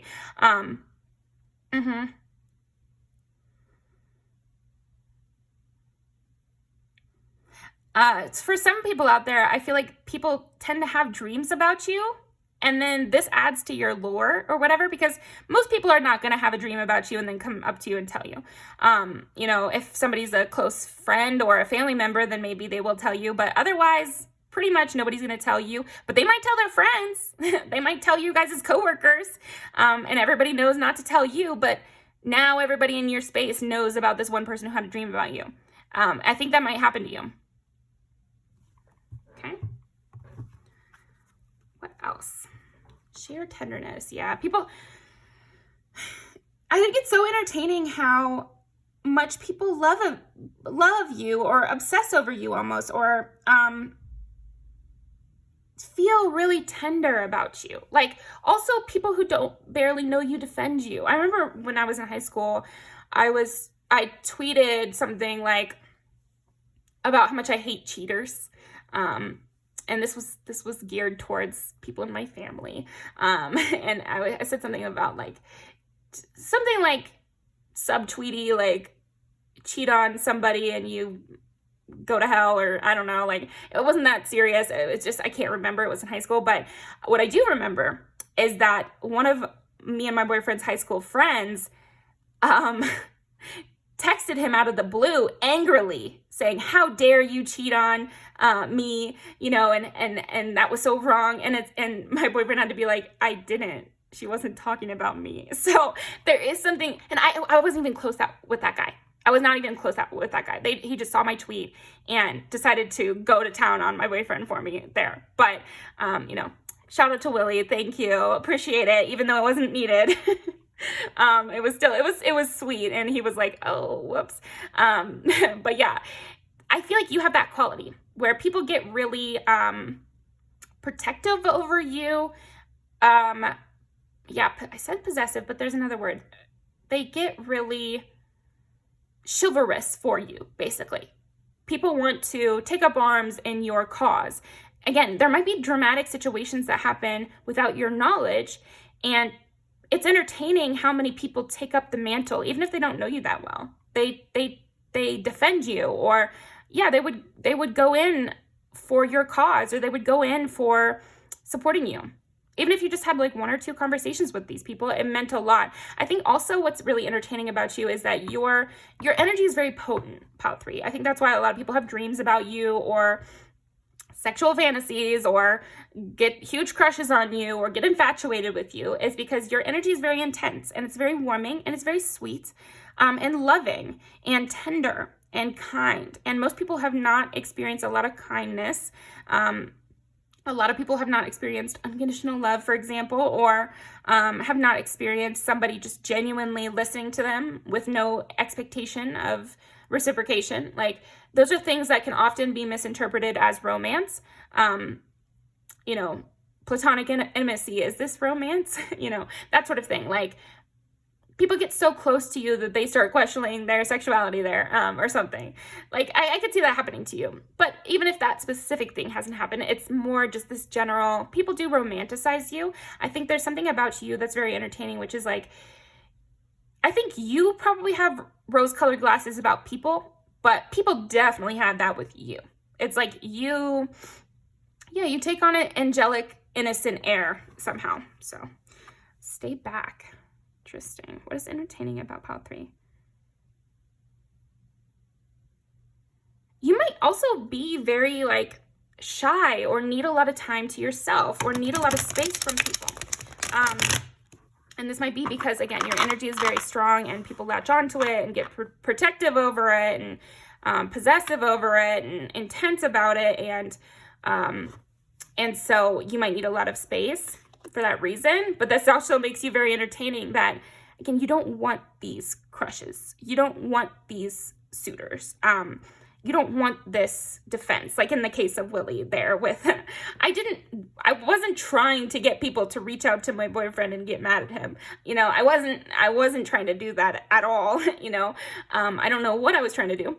But it was just being me, I guess. And I feel like that's with you, Pile 3. It's like, you're just being you, and people use that as an opportunity to work for you. So it's better if you just tell them what to do, because sometimes they're just going to do something because they think it might be what you want.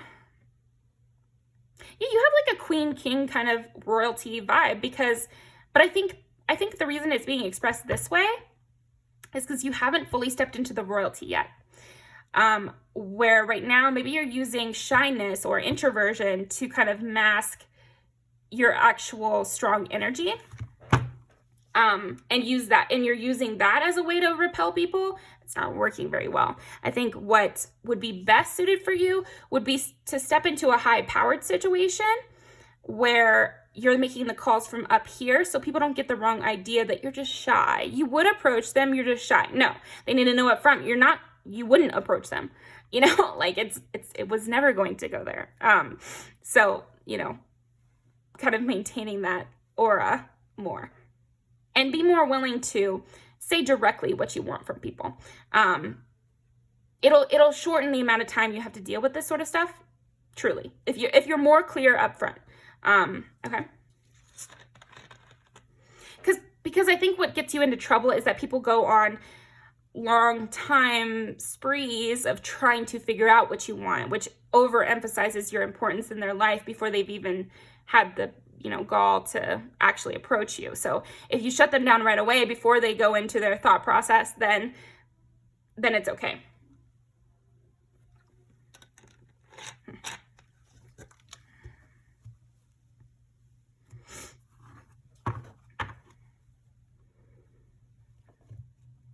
I think also what makes you entertaining is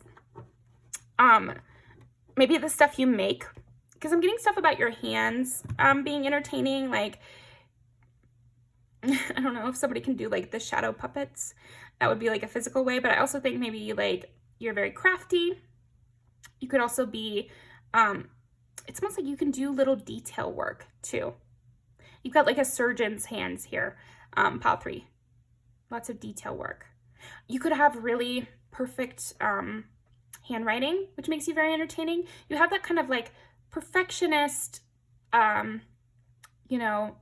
note-taking type person energy that makes you very entertaining, because again, there's like a delicacy or like a specific way you like to do things, or like a very scientific way where it's precision and nobody interrupt me. I have to pour just the right amount into this. And so take this as a metaphor, but there is a sense of you being very particular and this being very entertaining as well. So let's see.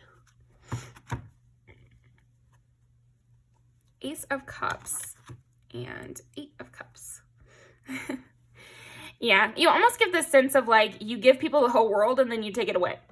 And I don't think you're doing that on purpose, but that's how people feel. And so it's entertaining. It's entertaining to the people who receive it as well. So I don't want you to think it's just the people outside, but yeah, it's like people who feel this, they suddenly get why everybody was so up in your business. Okay, so I'm getting examples. I'm getting an example of everybody's in your business. And so everybody at your workplace knows how everyone's in your business. There's lots of gossip about you. And then you have your friends who get into deeper situations with you and kind of get all up in their feelings about the way you are and what your relationship means to them. They take it very seriously and personally in that maybe they invest in you very quickly. And so other people outside of that can see these people investing in you quickly, and they're kind of like, what is it about pile 3 that makes people invest so quickly in them? And then they meet you, and suddenly it's not so questionable anymore. They know why. They understand it. And it's because you give Ace of Cups. You give exactly what people need. And maybe you're not even fully aware of that. This power that you hold, this like loving power that you have of you just make people's world feel whole, basically. And yeah, that's a hard place to be in. If you're a mother, then it's great, right? Because you can really invest in your children. But for other situations, I think people do have a tendency to project those wounds onto you and expect you to fill an empty void in them. And so when new people meet you, you know, your reputation precedes you. But when they meet you, they do feel like it is special between the two of you. And yet they know that you have had this kind of situation before. And maybe that there are some bitter people in the wings who feel that you snatched back what you gave. And so there's an awareness of that at the same time of feeling intensely that you guys are soulmates, or you guys are meant to be together, or that it is that deep, you know, and maybe everyone else was wrong and I'm right, you know, and that might be the truth. You know, that's the hard thing, pile 3, I'm sure you understand, is like some of these people are right and some of them are wrong. And so the people who are in those scenarios with you or get to know you, they have to overcome their own insecurities in order to really believe in you guys' relationship. Because there are, again, like people in the wings and everybody seems to fall for you this way. So then is it really real? You know, people question that, even though you seem so real. And again, you seem so innocent. You seem so sweet and particular and focused on being loving and full of life. But then they wonder, maybe it's all a trick, or maybe there's negative motivations. You know, if people are prone to believing gossip, they're not going to really be able to be in your life, because I feel like there's a lot of gossip about you. Because romantic situations also incur a lot of gossip. And people, especially right now, maybe other people have said this in different eras, but right now everybody is so obsessed with romance. And like, not every person you meet is really meant to be with you in a romantic way, but you might feel intensely. But it's almost like people don't let themselves feel intensely about anyone except for a romantic partner. I think insecurity plays a role in this. Like, if I can have sex with you, then I feel like you're trapped in a different way. And so I'm more confident in my sexual ability than I am in my personality. So then I require you to be a romantic situation for me to feel comfortable in our relationship. Not a good way to be, but a very common way to be. So you might go into it being like, I want to be close friends and I feel really deeply about my friends and family. And they might go into it like, this is only stuff I would do with a romantic partner. But they're actually wrong for that, you know? So I feel like, I don't know, you might have to leave friendships often because they might catch feelings. Yeah, I see that with you, Pile 3. It's like people catch feelings for you, and if it doesn't go their way, they turn bitter. And so you might have lots of bitter people spreading all sorts of, running their mouths basically about you. It's like, oh, they are a tease, or they trap me, or they, what is that called where you, what is that called? Shoot. They led me on. I'm sure you get that a lot, Pile 3. They led me on. And it's entertaining that seemingly you've led so many people on, or that people believe that, or that there's so many people waiting in the wings to be the next one led on, and that even with the reputation that you have, still people are very intrigued by you and do want to be in a relationship with you, friendship or otherwise. Okay. Yeah, and you need someone who's going to be aware of the gossip and still make the decision for themselves, because eventually people are going to find out about your past and about your reputation. And so are they going to trust you, or are they going to fall into their insecurities or demand something that you're not offering? 6 of Cups. Yeah, that's the thing with you though, Pile 3. I think it's sad that so many people sexualize you when you are just trying to be your inner child and that's why you connect with so many people, is because you're connecting with their inner child. But people are so unhealed. I want to say nowadays, but it's probably, whatever. That's how I feel. It's like people are so unhealed with their childhood and their sexualities today that those things kind of merge together. And every time their inner child feels safe, they feel like they're turned on or something, or like they're sexually attracted to whatever is making them feel safe. But that's just like a coping mechanism that we can unlearn, yeah, it's Google the root chakra, because that's kind of what I'm talking about here. It's like the root chakra is in like at your hip level, where your genitals are basically, but your root chakra is all about your security, feeling safe. That's why in a sexual relationship, you want people to feel safe, because then they can truly engage with sexuality and feel like they can open up. And you have much more powerful sexual experiences when you feel safe, or even just romantic, intimate situations. Feel deeper, feel more amazing and everything once you feel safe within yourself. But on the other end of it, your root chakra is just plain and simple security, stability, loyalty, longevity as well. So there are relationships where you're feeling permanency, you're feeling stability, and people, they're so unused to it that they confuse it with lust. So yeah, I feel like you do have those times, and I feel bad for you, Pile 3. I do, because I just feel like you're coming at it from such an innocent angle, and then people bring sex into it. So I do, just hope that you seem very stable in it. You seem to understand that. You seem to be a person who can sense like, okay, you're not really in love with me. You just have your issues about this, that, and the other. And I've addressed those issues. But that doesn't mean that we're soulmates. That means that I am good at my job. In the case of a therapist, like, it reminds me of the therapist from The Sopranos. Now, I haven't watched the show, but it's my boyfriend's favorite show. And I know, red flag, right?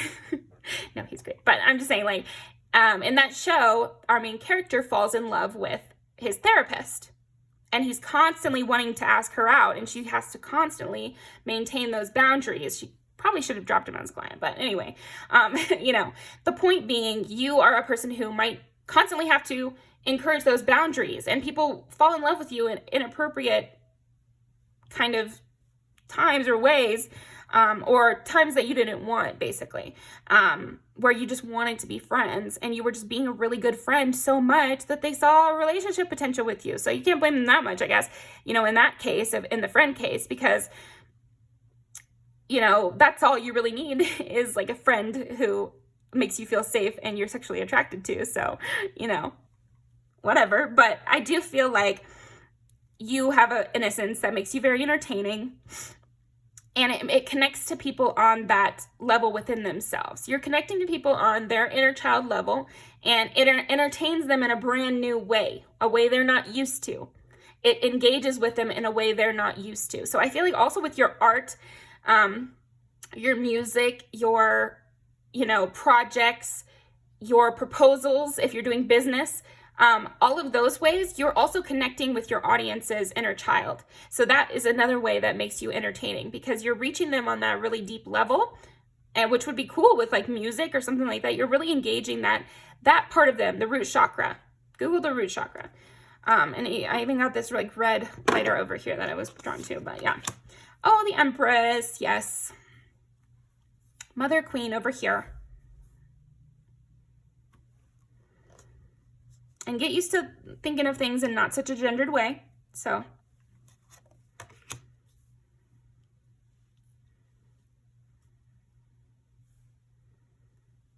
Yeah, because you connect with this deeper part of people, this inner child part of people,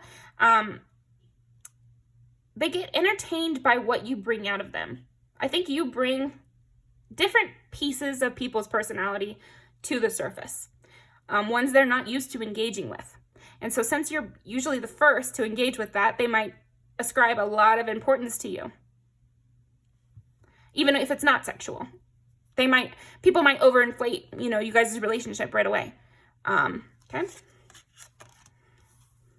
King of Pentacles. Okay, so we got the Empress and the King of Pentacles. So definitely have a parental type energy to you in a way. But also like it's again with this stability. It's more than stability. It's like taking all their problems away. You have a wish fulfillment part of you where you seem to be everybody's wish fulfillment. And that's because you're a loyal, stable person. And a lot of people, I've never met someone who is loyal and stable. So it really does check a lot of boxes. Yeah, you could run the scene in like a Bachelorette kind of situation. Yeah, that's what I'm feeling.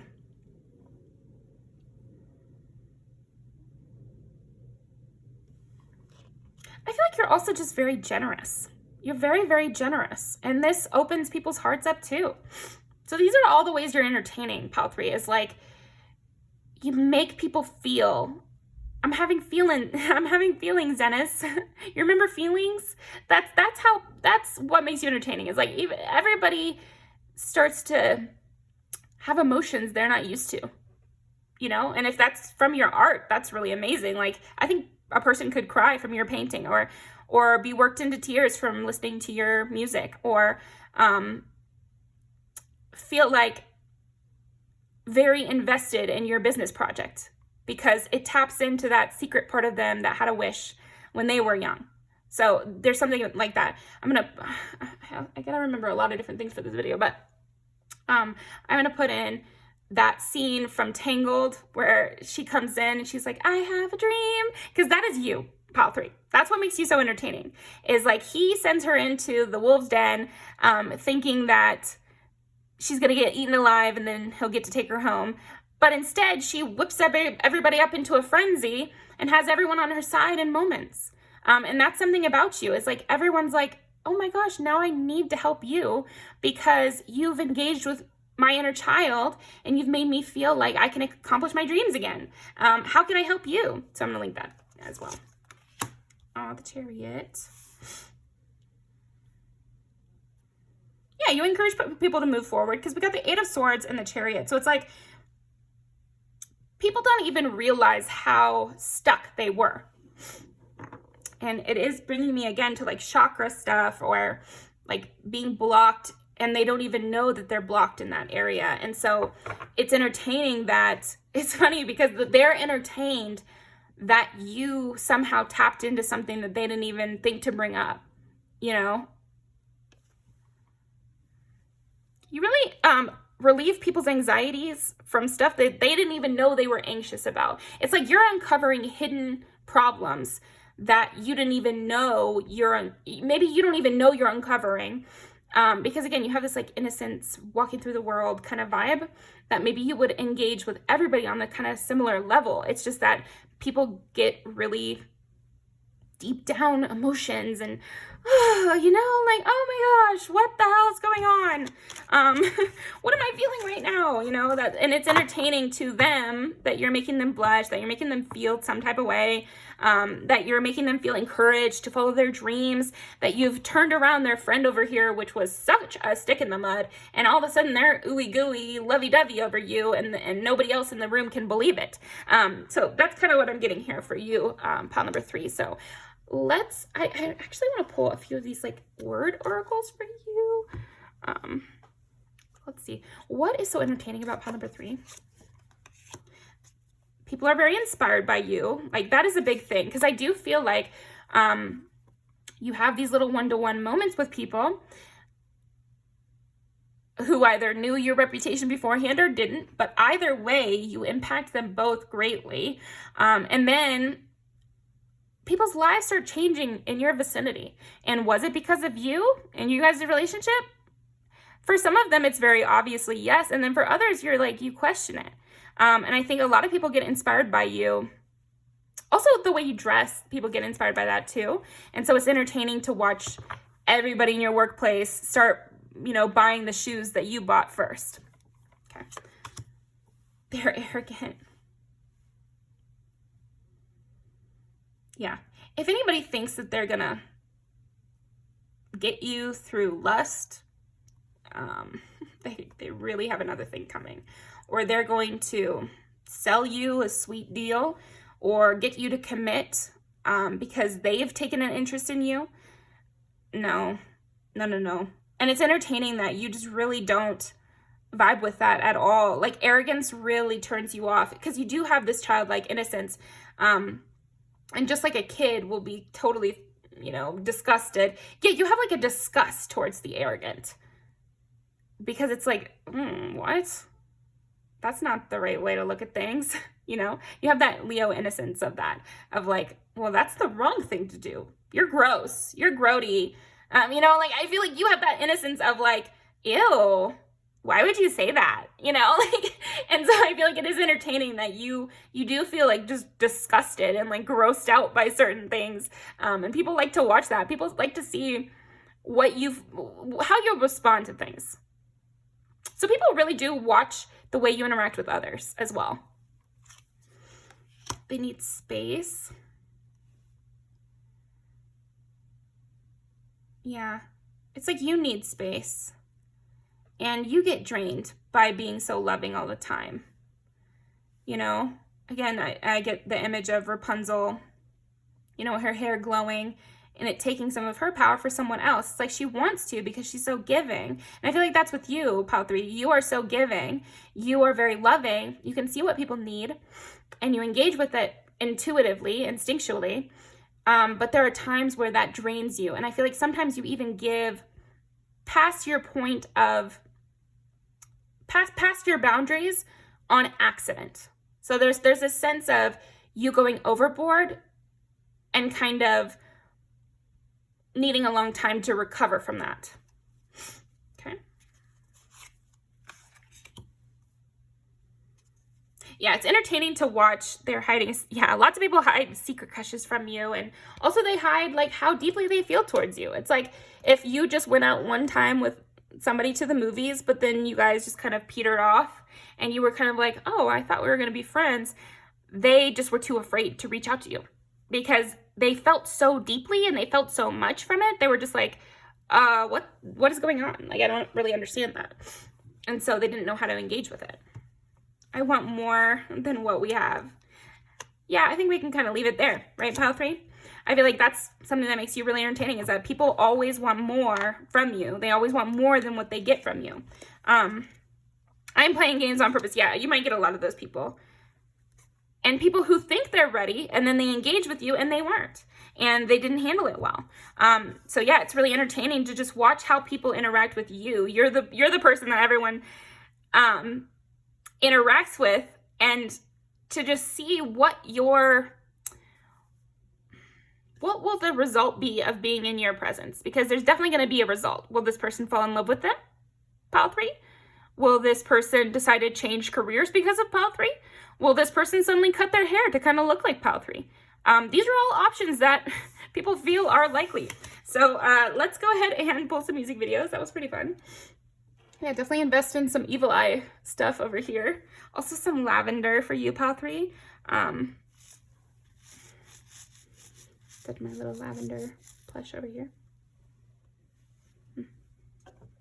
Triggered, yeah. People get hella triggered with you. Hella obsessed with you. What is so entertaining? Yeah, sexually interested in you. Feel like you can save their lives.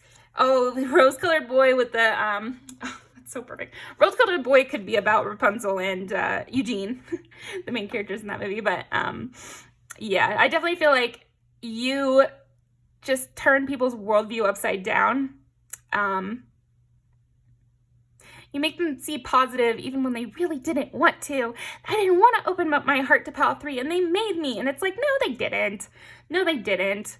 Their energy is just very strong. They didn't do it on purpose. They didn't try to make you soft. They didn't try to hurt your feelings or open you up or nothing like that.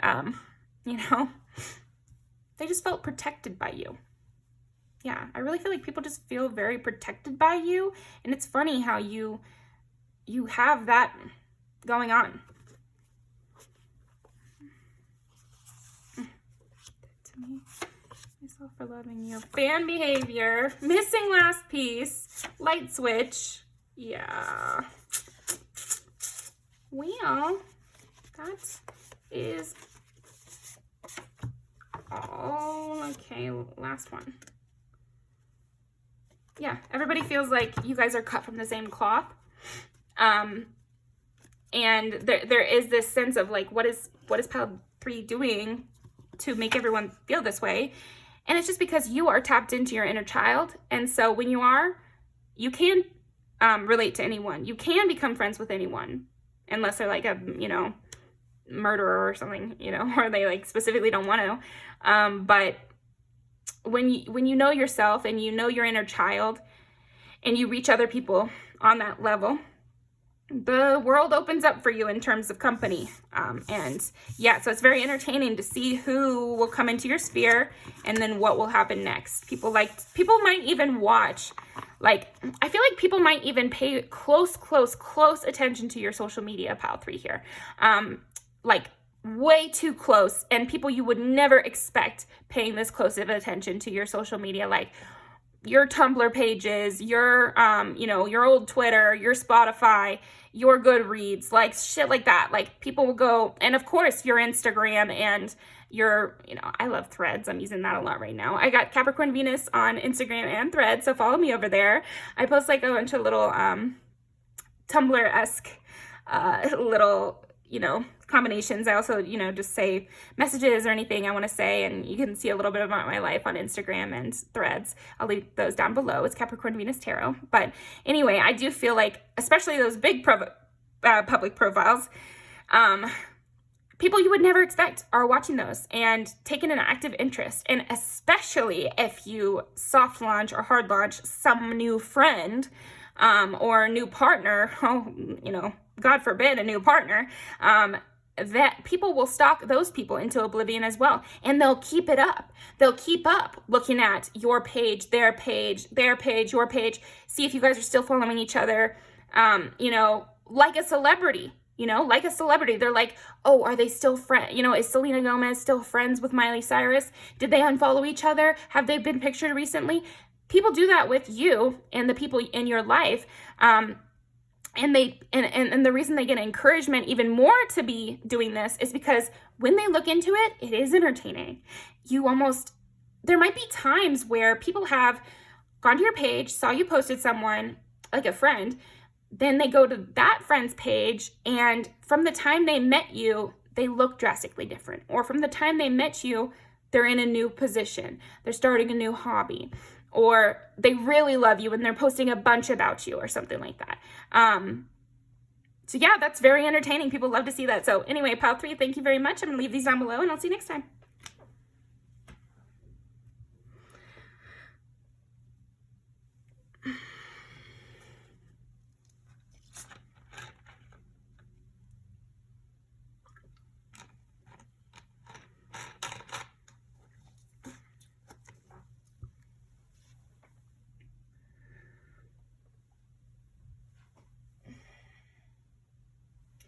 Okay.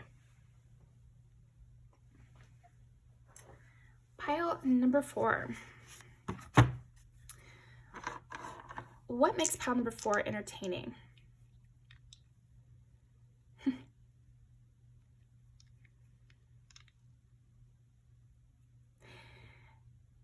You know, this is probably not going to be the only thing that we find, but some people don't like you, you know, and some people take you the wrong way. Pile 4. Some people really take you the wrong way.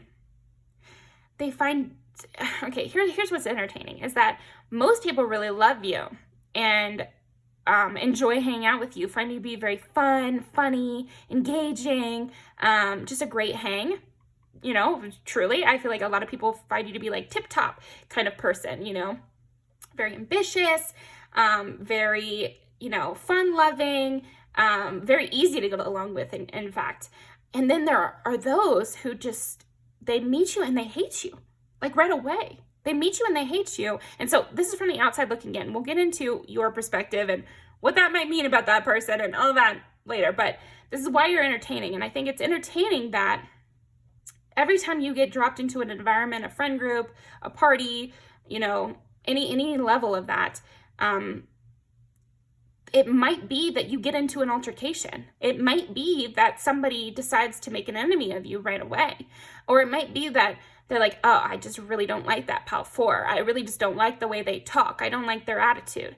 And no one can I think this is what's entertaining about you, pile 4, is like no one can kind of figure out why they have such a problem with you.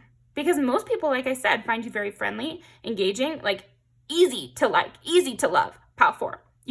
People find you incredibly easy to love, very agreeable type personality. This is what most people think. And then the fact that there are these few, but consistently someone who's going to make an enemy of you or dislike something you're doing and saying, it's so intriguing to people. It's very entertaining. Like, why?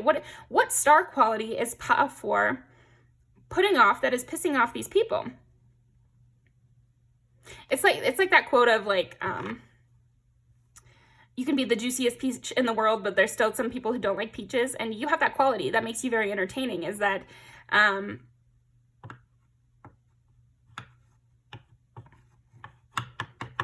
I think you're also just like good at everything.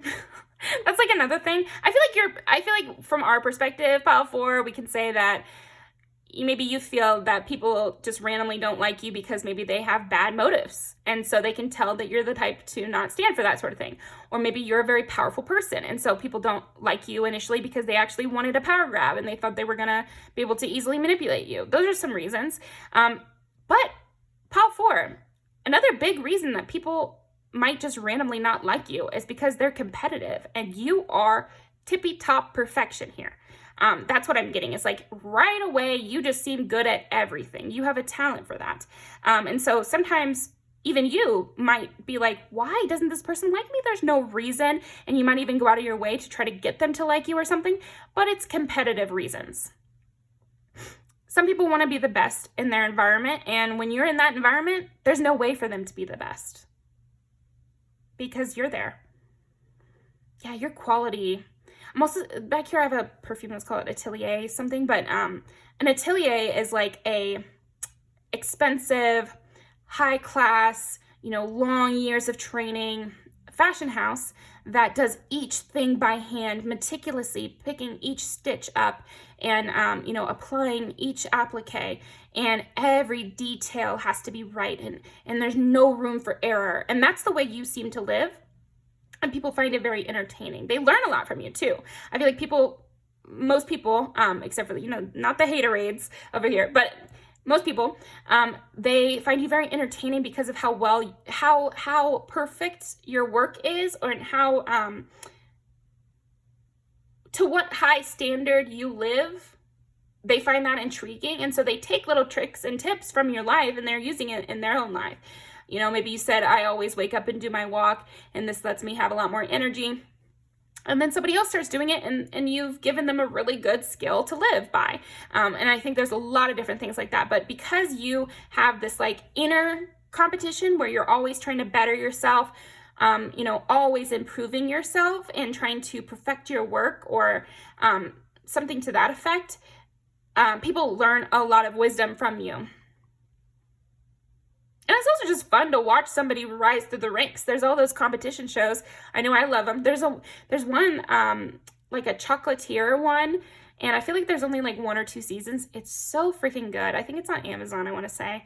But to watch someone from the first episode to the last episode make huge leaps and bounds, that's really entertaining. And then another type of competitor would be the type that was a standout from the beginning and does make it all the way to the end. And I feel like you have both of those qualities, actually. Pile 4 is like, I could see you as the person who was good from the beginning and then gets even better and ends up winning, or that person who gets the most improved and like basically makes huge drastic improvements over the time they see you. So both of those ways make you very entertaining and also top notch, you know.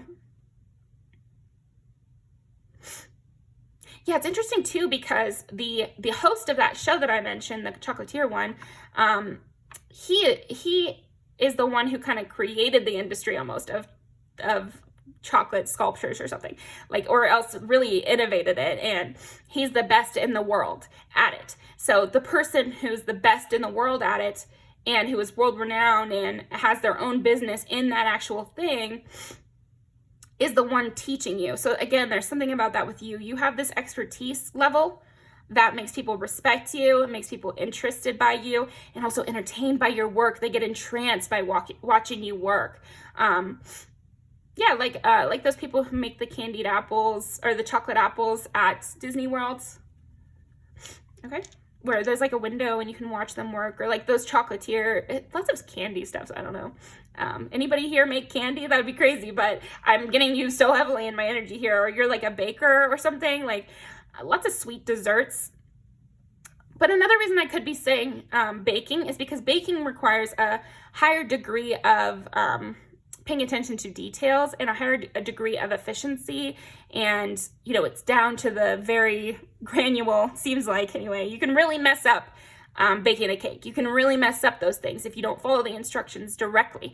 And so I feel like it's the same with you. You follow things down to the T. Like nothing goes unnoticed. It's, you know, the atelier example. So we got fashion and we also got baking. So definitely leave a comment if you're in either of those industries. But there's lots of industries or lots of hobbies and personality types that really notice things down to the tiniest detail, or they're very particular, or, you know, scrub things till they're just absolutely spotless. And you have that quality for sure. Definitely a Virgo kind of sense to you here. But also, let me think about that.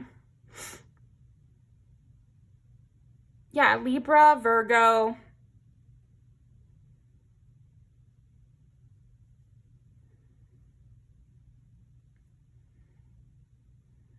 There's one more I wanted to say, but I can't think of it. So anyway, let's see.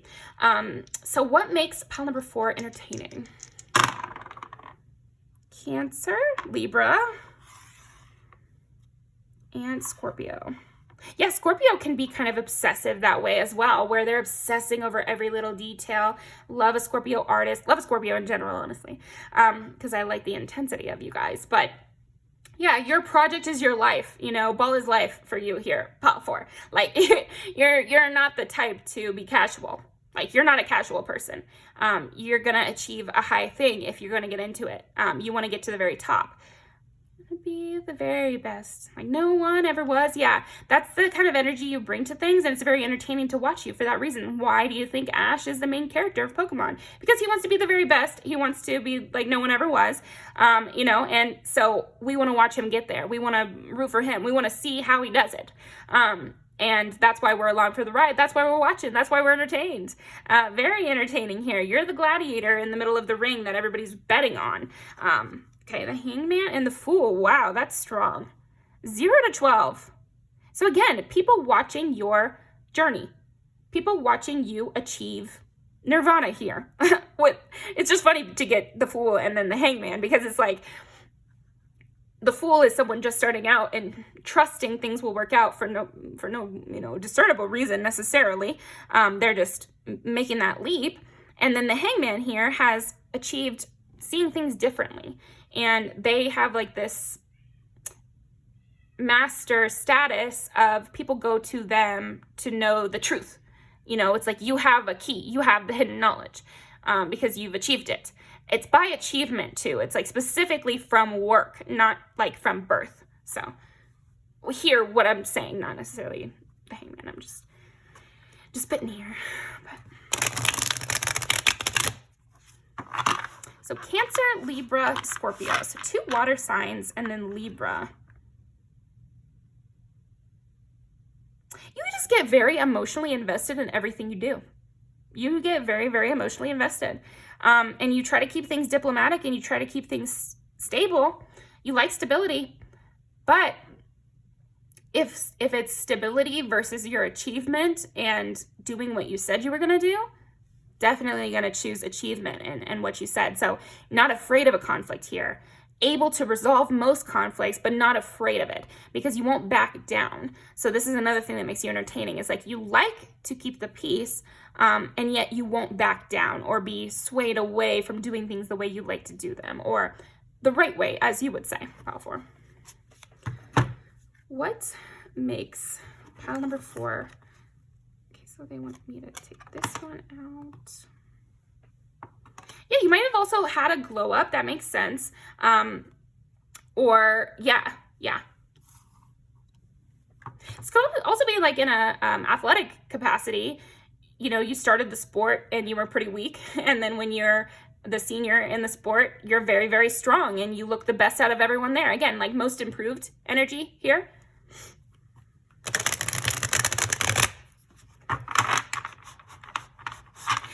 Yeah, it's funny because what's entertaining about you is that some people, when they first meet you, they can sense your potential and they know you're going to be the top of the pack. But then other times people will meet you and they don't take note of you and they don't really notice what you got going on. They don't think you're going to be there long, or they're not expecting you to stick around. And then you rise to the very top and you become the best. And this is shocking. You know, and then to the other people who thought they saw potential in you right away, it's shocking that they were right, that they saw something in you and they were right about it. So both ways are very entertaining and actually put a lot more stock into you. If they underestimated you, they are entertained by the fact of how wrong they were, you know. I do sense people like laughing that off, like, huh, wow, I had no idea that was going to happen. I love to be surprised, you know. And then there's also the people that are like, wow, they really did it, you know, because you can see potential in people, but that doesn't always mean that they're going to rise to the occasion. So when you do, people are entertained, people are connected, hooked by you. Yeah, hooked. You're just cut above the rest here, pile 4. Like, truly, you're just a cut above the rest. And so if you see someone hating on you, you should know that it's just because you're winning. I know that sounds like kind of funny and like Trump-like. Fuck Trump, by the way. You know, vote for Kamala. I have no problem just straight up saying that. But, you know, anyway, yeah, I do feel like you are just a cut above the rest. And it's okay to know that you are a high achiever. This is a part of your personality. It's a good thing. We need high achievers out there. We need people to really try hard, and more people should try hard. So some will take inspiration and try harder and take some of your tips and use them and improve their lives. And others will sink their heels in and hate that you're better than them and make you an enemy and waste their time on you instead of making money, maybe, for example. Okay. The Magician, yeah. You make things happen. You make it happen. With you on the team, they could achieve. With you as the head of the project, it will succeed. With you on the, you know, with you as a partner, with you as a parent, with you as an older sibling, nothing is beyond limits. You could really help people. I think that's what makes you entertaining, is like just purely how much firepower you've got. Basically, you have a lot of combustible energy here, which can be directed in lots of different ways. 10 of Swords.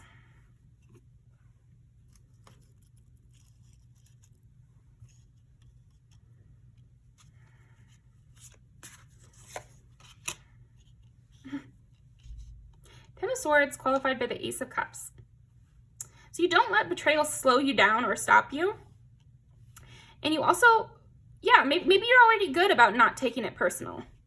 Maybe you already know that people just come at you because they, you know, want your spot or are competing with you. And so you don't take it personal. And I think you also don't get in the mix with betrayals because, again, you're so busy about achieving. Okay. The Tower. Justice. What makes Pile 4 entertaining? 4 of Cups. You're the man with a plan here, or a woman, or non-binary person with a plan here. And you're really not...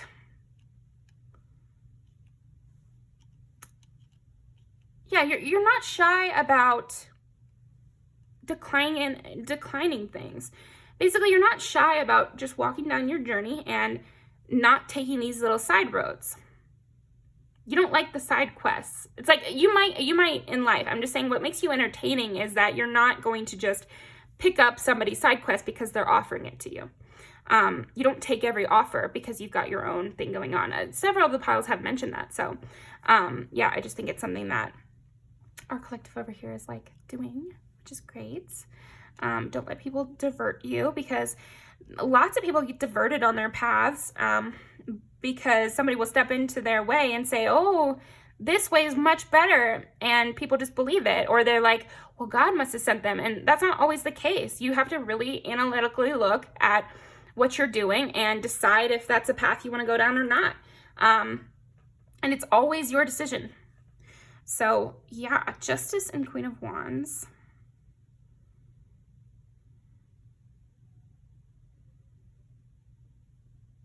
I think also what's entertaining about you is you're very comfortable in your body, very, very comfortable in your body, very much aware of your appeal, or seemingly aware of your appeal. Keep a firm, boundary between you and others, while being very like team player. I think I see you as like a very team player, and yet having strong boundaries at the same time. You care about your appearance, and you might change it often. This is also entertaining. People love to see what you're gonna wear next, what hair color you're gonna dye next, or what your next hobby's gonna be, or what your next obsession's gonna be. Because I feel like you do have like a driven side about your life and career or relationships, but then when it comes to like your aesthetics, maybe you have lots of different aesthetics you like to employ, or you don't have a signature scent. You're like always trying different perfumes or colognes or something. I could see you as being that person that's always moving around the furniture in your house. You're always trying to freshen up the energy that way, and then staying very dogged and intense in another way. So yeah, that is what I've got for you, pile number 4. Thank you so much. Let's pull some music videos to end off. You're always giving, and you're always open. Even though you have strong boundaries, you're always open anyway. Like you have a side of you. No, it's like, you have a way you allow people to approach you. And if they approach you that way, you're always open, you're always loving, you're always caring. But if they try to approach you in a different way, you're definitely putting in the boundaries and you're not allowing it. So there's like one path towards you, a positive path, and if they go down that path, then they get a lot of love from pile 4. And so it's entertaining to watch you corral people. You have that like, some people might feel like you're a wolf in sheep's clothing. That might be another reason some people like initially don't like you, is like, they're like, oh, well, I feel like they're just pretending to be nice, but they're actually very cutthroat. And this is because you have boundaries and you know what your limits are. So, just saying. But, and then anyway, the other thing I was going to say is that you have this quality of like a sheep herder dog, where because there's only one way that you allow people to engage with you, and they want to engage with you, you're corralling them in a certain direction, So it's entertaining to watch that happen. But, yeah, let's pull some music videos. Make it around, makes sense. Freaky D. Bitch, I'm going to have to put this in two of the piles, so. This is perfect. I have better things to do with my time than like worry about this falling out or worry about whatever you're trying to think about me or whatever. I'm trying to face. yeah, I like to go fast. I like to do what I'm doing. And he's like telling people what to do, and he's on his own journey, and he's not really taking suggestions, basically. Maybe that's somebody. Interesting. What else makes... That's funny. Strong boundaries here. Girls' capitalism. I'm not really remembering this. I'm sure the styles are very cute in these. Like the outfits in these are all great too. So yeah, again, a lot about your style here that makes you entertaining as well. Yeah, even if you decide to do stuff that other people feel like is a waste of your time, like I'm still young, you know, wasting my youth. I'm not going to focus on the thing that you say is a really dramatic need. I'm going to freak out about the tweet if I want to. And self-destruction mode, I'm going to, you know, I'm going to do what I want to do, and you're not going to stop me.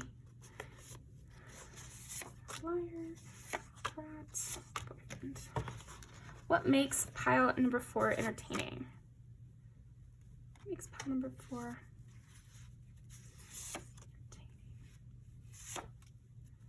entertaining?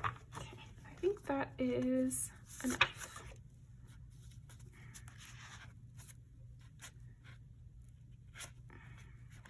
Anything else? I don't think so. People talk about you a lot, that's for sure.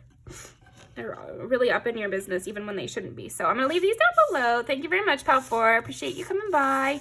Leave me a comment about what resonated, if I tapped into some situation that you're going through now. And I will see you next time. Thank you.